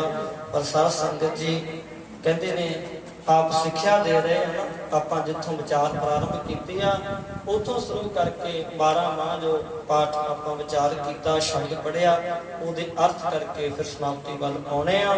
ਤੇ ਸਾਧ ਸੰਗਤ ਜੀਓ, ਆਪਾਂ ਨੂੰ ਸਾਰੇ ਭਾਵ ਦਾ ਸਮਝ ਆ ਗਿਆ ਕਿ ਗੁਰੂ ਅਰਜਨ ਦੇਵ ਮਹਾਰਾਜ ਸਮਝਾਉਂਦੇ ਆ ਕਿ ਭਾਈ ਪਰਮਾਤਮਾ ਤੇ ਆਸਰਾ ਤੱਕੋ, ਪਰਮਾਤਮਾ ਤੁਹਾਡੇ ਕਾਰਜ ਸੰਭਾਲੇਗਾ। ਪਰ ਪ੍ਰਿਥੀ ਚੰਦ ਨੇ ਦੁਨਿਆਵੀ ਬਾਦਸ਼ਾਹ ਦਾ ਸਹਾਰਾ ਤੱਕਿਆ, ਪਰ ਫਿਰ ਵੀ ਦੁਖੀ ਰਿਹਾ, ਕਿਉਂਕਿ ਜਦੋਂ ਪਰਮਾਤਮਾ ਸੁੱਖ ਦਿੰਦਾ ਹੈ ਉਹਨੂੰ ਕੋਈ ਖੋ ਨਹੀਂ ਸਕਦਾ। ਕਹਿੰਦੇ ਉਹ ਸੁਖੀ ਕਰ ਦਿੰਦਾ ਹੈ, ਪਰ ਜੇ ਕੋਈ ਦੁਨਿਆਵੀ ਬਾਦਸ਼ਾਹ ਸੁੱਖ ਵੀ ਦੇ ਦੇਵੇ ਤਾਂ ਕਹਿੰਦੇ ਉਹ ਵੀ ਕਈ ਵਾਰ ਦੁੱਖ ਰੂਪ ਹੋ ਜਾਂਦਾ ਹੈ। ਤਾਂ ਇਸ ਕਰਕੇ ਸਾਧ ਸੰਗਤ ਜੀਓ, ਆਪਾਂ ਇਹ ਅਖਰੀ ਅਰਥ ਵਿਚਾਰ ਕਰਕੇ ਫਿਰ ਸਮਾਪਤੀ ਕਰਦੇ ਹਾਂ। ਸੋ ਅੱਜ ਜਿਵੇਂ ਗੁਰੂ ਹਰਗੋਬਿੰਦ ਸਾਹਿਬ ਸਤਿਗੁਰੂ ਮਹਾਰਾਜ ਜੀ ਦਾ ਪ੍ਰਕਾਸ਼ ਦਿਹਾੜਾ ਬਹੁਤ ਸ਼ਰਧਾ ਭਾਵਨਾ ਦੇ ਨਾਲ ਦੇਸਾਂ ਦੇਸਾਂ 'ਚ ਮਨਾਇਆ ਜਾ ਰਿਹਾ ਹੈ। ਸੋ ਜਿੰਨੀਆਂ ਵੀ ਸੰਗਤਾਂ ਪਹੁੰਚੀਆਂ ਨੇ, ਪਹੁੰਚ ਰਹੀਆਂ ਨੇ ਜਾਂ ਪਹਿਲਾਂ ਪਹੁੰਚੀਆਂ ਨੇ, ਆਪ ਸਾਰਿਆਂ ਨੂੰ ਸ਼੍ਰੀਮਾਨ ਸੰਤ ਬਾਬਾ ਗੁਰਪਾਲ ਸਿੰਘ ਜੀ ਬਾਬਾ ਜੀ ਵੱਲੋਂ ਲੱਖ ਲੱਖ ਵਧਾਈਆਂ ਹੋਣ। ਤੇ ਗੁਰੂ ਸਾਹਿਬ ਕਿਰਪਾ ਕਰਨ, ਮਿਹਰ ਕਰਨ, ਇਹ ਦਿਹਾੜੇ ਚੜ੍ਹਦੀਆਂ ਕਲਾਂ ਦੇ ਨਾਲ ਮਨਾਉਣ ਦੇ ਵਿੱਚ ਸਹਾਇਕ ਹੋਣ, ਤੇ ਘਰਾਂ ਦੇ ਵਿੱਚ ਸੁਖ ਸ਼ਾਂਤੀ, ਏਕਤਾ, ਤਵਾਰ, ਪ੍ਰੇਮ ਪਿਆਰ ਬਖਸ਼ਿਸ਼ ਕਰਨ। ਸੋ ਆਪਾਂ ਅਖਰੀ ਅਰਥ ਕਰਕੇ ਫਿਰ ਸਮਾਪਤੀ ਵੱਲ ਆਉਨੇ ਆ। ਗੁਰੂ ਸਾਹਿਬ ਦਾ ਜੋ ਪਾਵਨ ਪਵਿੱਤਰ ਮਹਾਵਾਕ ਹੈ, ਕਹਿੰਦੇ ਨੇ ਆਸਾੜਤ ਪੰਦਾ ਤਿਸ ਲੱਗੈ, ਹਰ ਨਾ ਹੋ ਨਾ ਜਿਨਾ ਪਾਸ। ਜਿਨ੍ਹਾਂ ਦੇ ਕੋਲ ਭਾਈ ਹਰੀ ਪਰਮਾਤਮਾ ਰੂਪਤੀ ਨਹੀਂ ਹੈ, ਤੇ ਕਹਿੰਦੇ ਉਹ ਅਸਾੜ ਦੇ ਮਹੀਨੇ ਵਿੱਚ, ਹਾੜ ਦੇ ਮਹੀਨੇ ਵਿੱਚ ਬਹੁਤਾ ਜ਼ਿਆਦਾ ਤਪਦੇ ਹਨ। ਤੇ ਤਪਦੇ ਕਿਉਂ ਹਨ? ਸਤਿਗੁਰੂ ਮਹਾਰਾਜ ਕਹਿੰਦੇ ਆ, ਕਹਿੰਦੇ ਭਾਈ ਜਗ ਜੀਵਨ ਪੁਰਖ ਤਿਆਗ ਕੈ, ਮਾਨਸ ਸੰਧੀ ਆਸ। ਕਹਿੰਦੇ ਅਕਾਲ ਪੁਰਖ ਪਰਮਾਤਮਾ ਜੀਵਨ ਦੇ ਦਾਤੇ ਵਾਹਿਗੁਰੂ ਨੂੰ ਛੱਡ ਕੇ ਇੱਕ ਮਾਨਸ ਦੀ ਆਸ ਤੱਕੀ ਹੋਈ ਆ। ਦੋਇਐ ਭਾਏ ਵੇ ਗੁੱਚਿਆ, ਗੱਲ ਪਈ ਸੋ ਜਮ ਕੀ ਫਾਸ। ਤੇ ਦੂਜੇ ਭਾਵ ਈਰਖਾ, ਦਵੈਸ਼, ਝਗੜਿਆਂ ਚ ਵਿੱਚ ਲੱਗ ਕੇ, ਜਿਵੇਂ ਭਾਈ ਪ੍ਰਿਥੀ ਚੰਦ, ਮਾਤਾ ਕਰਮੋਂ ਜੀ, ਭਾਈ ਮਿਹਰਬਾਨ ਝਗੜਿਆਂ ਚ ਲੱਗ ਕੇ ਦੁਖੀ ਹੁੰਦੇ ਰਹੇ। ਅੰਤ ਨੂੰ ਜਮਾਂ ਦੀ ਫਾਹੀ ਗੱਲ ਵਿੱਚ ਪੈ ਗਈ, ਪਰ ਕਹਿੰਦੇ ਸੁਖੀ ਨਹੀਂ ਹੋ ਸਕੇ। ਕਹਿੰਦੇ ਦਵੈਸ਼ ਵਿੱਚ ਲੱਗ ਕੇ ਨਾ ਬੰਦਾ ਪ੍ਰਾਣੀ ਖਰਾਬ ਹੁੰਦਾ ਹੈ, ਖੁਆਰ ਹੀ ਹੁੰਦਾ ਹੈ, ਤੇ ਅੰਤ ਨੂੰ ਕਹਿੰਦੇ ਜਮਾਂ ਦੀ ਫਾਹੀ ਗਲ ਵਿੱਚ ਪੈਂਦੀ ਆ। ਜਿਹਾ ਬੀਜੈ ਸੋ ਲੁਣੈ, ਮੱਥੈ ਜੋ ਲਿਖਿਆ ਸੋ। ਕਹਿੰਦੇ ਭਾਈ ਜਿਹੋ ਜਿਹਾ ਕੋਈ ਬੀਜ ਬੀਜਦਾ ਹੈ ਉਹੋ ਜਿਹਾ ਕੱਟ ਲੈਂਦਾ ਹੈ, ਕਿਉਂਕਿ ਮੱਥੈ ਜੋ ਲਿਖਿਆ। ਕੋਈ ਬਾਦਸ਼ਾਹ, ਕੋਈ ਰਾਜਾ ਕੋਈ ਚੀਜ਼ ਤਾਂ ਦੇ ਸਕਦਾ ਹੈ, ਪਰ ਕਹਿੰਦੇ ਭਾਈ ਮੱਥੇ ਦੇ ਲੇਖ ਤਾਂ ਕੋਈ ਮੇਟ ਨਹੀਂ ਨਾ ਸਕਦਾ। ਮੱਥੇ ਦੇ ਵਿੱਚ ਜਿਹੜਾ ਲਿਖਿਆ ਉਹ ਤਾਂ ਦੁੱਖ ਸੁੱਖ ਮਿਲ ਕੇ ਰਹੂਗਾ। ਇਸ ਕਰਕੇ ਕਹਿੰਦੇ ਜਿਹੋ ਜਿਹਾ ਅੱਜ ਕਰਾਂਗੇ ਉਹੋ ਜਿਹਾ ਕੱਲ ਨੂੰ ਵੱਢ ਲਵਾਂਗੇ। ਤੇ ਜਿਹੜਾ ਮੱਥੇ ਤੇ ਲੇਖ ਲਿਖਿਆ ਹੈ ਉਹਦਾ ਭਾਈ ਭੋਗਣਾ ਪਵੇਗਾ ਜੀ। ਰਹਿਣ ਬਿਹਾਣੀ ਪੁੱਛ ਤਾਣੇ, ਉੱਠ ਚੱਲੇ ਗਏ ਨਿਰਾਸ। ਕਹਿੰਦੇ ਆ ਜੀਵਨ ਰੂਪ ਰਾਤ ਬਿਹਾਣੀ ਬੀਤ ਗਈ ਆ, ਪਛਤਾਣੀ ਪਛਤਾਵੇ ਦੇ ਵਿੱਚ, ਦੁੱਖ ਦੇ ਵਿੱਚ ਬਤੀਤ ਹੋ ਗਈ ਆ। ਪਰਮਾਤਮਾ ਨੇ ਮੈਨੂੰ ਇਹ ਨਹੀਂ ਦਿੱਤਾ, ਉਹ ਨਹੀਂ ਦਿੱਤਾ, ਮੈਂ ਏਦਾਂ ਕਰ ਲੈਂਦਾ, ਪਛਤਾਵਾ ਹੀ ਰਹਿੰਦਾ ਸਾਰੀ ਉਮਰ। ਕਹਿੰਦੇ ਵੀ ਪਛਤਾਵੇ 'ਚ ਕੁਛ ਨਹੀਂ ਹੈ। ਜੋ ਪਰਮਾਤਮਾ ਨੇ ਦੇ ਦਿੱਤਾ ਉਹਦਾ ਆਪਾਂ ਸ਼ੁਕਰ ਕਰੀਏ। ਤੂੰ ਜੋ ਦਿੱਤਾ ਤੂੰ ਬਹੁਤ ਦਿੱਤਾ। ਤੇ ਕਹਿੰਦੇ ਉੱਠ ਚੱਲੇ ਗਈ ਨਿਰਾਸ, ਮੈਨੂੰ ਇਹ ਨਹੀਂ ਮਿਲਿਆ, ਮੈਨੂੰ ਉਹ ਨਹੀਂ ਮਿਲਿਆ। ਇਸ ਤਰ੍ਹਾਂ ਦੀਆਂ ਗੱਲਾਂ ਕਰਕੇ ਕਹਿੰਦੇ ਭਾਈ ਨਿਰਾਸ਼ ਹੋ ਕੇ, ਦੁਖੀ ਹੋ ਕੇ ਆ ਜੀਵ ਰੂਪ ਇਸਤਰੀ ਸੰਸਾਰ ਚੋਂ ਚਲੇ ਗਏ ਜੀ। ਜਿਨ ਕੋ ਸਾਧੂ ਭੇਟਿਐ ਸੋ ਦਰਗ ਹੈ ਹੋਏ ਖਲਾਸ।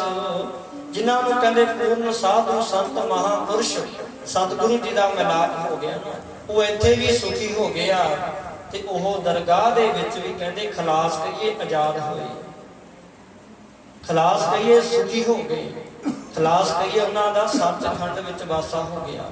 ਕਰ ਕਿਰਪਾ ਪ੍ਰਭ ਆਪਣੇ ਤੇਰੇ ਦਰਸ਼ਨ ਹੋਏ ਪਿਆਸ। ਤੇ ਗੁਰੂ ਅਰਜਨ ਦੇਵ ਮਹਾਰਾਜ ਬਚਨ ਕਰਦੇ ਆ, ਪ੍ਰਭੂ ਮੇਰੇ ਤੇ ਕਿਰਪਾ ਕਰ ਕਿ ਮੇਰੇ ਅੰਦਰ ਪਦਾਰਥਾਂ ਦੀ ਤਾਂ ਬਹੁਤ ਇੱਛਾ ਹੈ, ਮੈਨੂੰ ਆ ਮਿਲ ਜੇ, ਮੈਨੂੰ ਉਹ ਮਿਲ ਜੇ, ਪਰ ਮੈਂ ਕਹਿੰਦਾ ਹਾਂ ਵੀ ਇਹ ਤੇ ਜਿਹੜੇ ਮੇਰੇ ਕਰਮਾਂ ਦੇ ਆ ਉਹ ਮੈਨੂੰ ਮਿਲਣਗੇ, ਕਿਉਂ ਜੋ ਮੇਰੇ ਕਰਮਾਂ ਦੇ ਵਿੱਚ ਹੈ ਉਹਨੂੰ ਕੋਈ ਲੈ ਨਹੀਂ ਸਕਦਾ, ਤੇ ਜੋ ਕਰਮਾਂ ਦੇ ਵਿੱਚ ਹੈ ਹੀ ਨਹੀਂ ਉਹਨੂੰ ਕਹਿੰਦੇ ਕੋਈ ਦੇ ਨਹੀਂ ਸਕਦਾ। ਇਸ ਕਰਕੇ ਸਮਝਾਉਂਦੇ ਆ, ਆਪ ਜੀ ਬਚਨ ਦੱਸਦੇ ਆ, ਕਹਿੰਦੇ ਨੇ ਭਾਈ ਜਿਨ ਕੋ ਸਾਧੂ ਭੇਟੀਐ ਸੋ ਦਰਗਹ ਹੋਏ ਖਲਾਸ। ਕਰ ਕਿਰਪਾ ਆਪਣੀ ਤੇਰੇ ਦਰਸ਼ਨ ਹੋਏ ਪਿਆਸ। ਫਿਰ ਵੀ ਮੈਂ ਆਪ ਜੀ ਦੇ ਚਰਨਾਂ ਚੋਂ ਇਹ ਦਾਤ ਮੰਗਦਾ ਹਾਂ ਕਿ ਮੇਰੇ ਅੰਦਰ ਕਿਤੇ ਤੇਰੇ ਦਰਸ਼ਨਾਂ ਦੀ ਪਿਆਸ ਵੱਧ ਜਾਵੇ, ਤੇਰੇ ਦਰਸ਼ਨਾਂ ਦੀ ਇੱਛਾ ਪੈਦਾ ਹੋ ਜਾਵੇ। ਪ੍ਰਭ ਤੁਧ ਬਿਨ ਦੂਜਾ ਕੋ ਨਹੀਂ, ਨਾਨਕ ਕੀ ਅਰਦਾਸ। ਤੇ ਬਹੁਤ ਸਾਰੇ ਸਮੇਂ ਹੁੰਦੇ ਸੀ ਕਹਿੰਦੇ ਆ ਵੀ ਇਹ ਸਾਡੀ ਸਹਾਇਤਾ ਕਰੋ, ਇਹ ਮਦਦ ਕਰੋ, ਪਰ ਕਿਤੋਂ ਇਹੋ ਜਿਹਾ ਸਮਾਂ ਆ ਜਾਂਦਾ ਜਦੋਂ ਸਾਰੇ ਰਿਸ਼ਤੇਦਾਰ ਵੀ ਛੱਡ ਜਾਂਦੇ ਆ, ਉਦੋਂ ਫਿਰ ਪਰਮਾਤਮਾ ਦੇ ਚਰਨਾਂ 'ਚ ਅਰਦਾਸ ਕਰਨੀ ਪੈਂਦੀ ਆ ਤੇ ਕਹਿਣਾ ਪੈਂਦਾ ਹੈ, ਪਰਮਾਤਮਾ ਤੇਰੇ ਬਿਨਾਂ ਹੁਣ ਮੇਰਾ ਕੋਈ ਨਹੀਂ ਹੈ, ਤੂੰ ਮੇਰੀ ਅਰਦਾਸ ਸੁਣ, ਤੂੰ ਮੇਰਾ ਇਹ ਕਾਰਜ ਕਰ। ਆਸਾੜ ਸੁਹੰਦਾ ਤਿਸ ਲੱਗੈ ਜਿਸ ਮਨ ਹਰ ਚਰਨ ਨਿਵਾਸ। ਤੇ ਹਾੜ ਦੇ ਮਹੀਨੇ ਦੁਆਰਾ ਉਪਦੇਸ਼ ਕਰਦੇ ਆ, ਕਿਉਂਕਿ ਸ਼ੁਰੂਆਤ ਵਿੱਚ ਆਇਆ ਆਸਾੜ ਤਪੰਦਾ ਤਿਸ ਲੱਗੈ ਹਰ ਨਾ ਹੋ ਨਾ ਜਿਨ੍ਹਾਂ ਪਾਸ। ਜਿਨ੍ਹਾਂ ਕੋਲ ਹਰੀ ਪਰਮਾਤਮਾ ਰੂਪਤੀ ਨਹੀਂ ਉਹਨਾਂ ਦੇ ਹਿਰਦੇ ਤਪਦੇ ਆ, ਅੰਦਰੋਂ ਵੀ ਤਪਦੇ ਆ ਤੇ ਬਾਹਰੋਂ ਵੀ ਤਪਦੇ ਆ। ਤੇ ਜਿਵੇਂ ਸਾਧ ਸੰਗਤ ਕਈ ਲੋਕ ਪਹਾੜੀ ਇਲਾਕੇ 'ਚ ਬਰਫ਼ 'ਚ ਬੈਠੇ ਆ, ਪਰ ਉਹ ਕਹਿੰਦੇ ਅਸੀਂ ਵੀ ਤਪ ਰਹੇ ਆ, ਕਿਉਂਕਿ ਅੰਦਰ ਤਪਦਾ, ਹਿਰਦਾ ਤਪਦਾ। ਜਦੋਂ ਇੱਥੇ ਬਚਨਾ ਆਸਾੜ ਸੁਹੰਦਾ ਤਿਸ ਲੱਗੈ, ਕਹਿੰਦੇ ਹਾੜ ਦਾ ਮਹੀਨਾ ਉਹਨਾਂ ਵਾਸਤੇ ਬੜਾ ਸੋਹਣਾ ਹੋ ਗਿਆ। ਕਿੰਨਾਂ ਦੇ ਜਿਸ ਮਨ ਹਰ ਚਰਨ ਨਿਵਾਸ, ਜਿਨ੍ਹਾਂ ਦੇ ਮਨ ਵਿੱਚ ਹਰੀ ਪਰਮਾਤਮਾ ਦੇ ਚਰਨਾਂ ਦਾ ਵਾਸਾ ਹੋ ਗਿਆ। ਤਪਤ ਮਾਹੇ ਠਾਣ ਵਰਤਾਈ ਅੰਧ ਭਇਆ, ਦੁੱਖ ਨਾਠੇ ਭਾਈ, ਅੰਦਰ ਹੀ ਆਨੰਦ ਆ ਗਿਆ। ਤੇ ਕਹਿੰਦੇ ਵੀ ਅੰਦਰ ਠੰਡ ਵਰਤ ਗਈ ਹੈ, ਉਹਨਾਂ ਨੂੰ ਬਾਹਰ ਦਾ ਮਾਹੌਲ ਵੀ ਠੰਡਾ ਜਾਪਣ ਲੱਗ ਪਿਆ।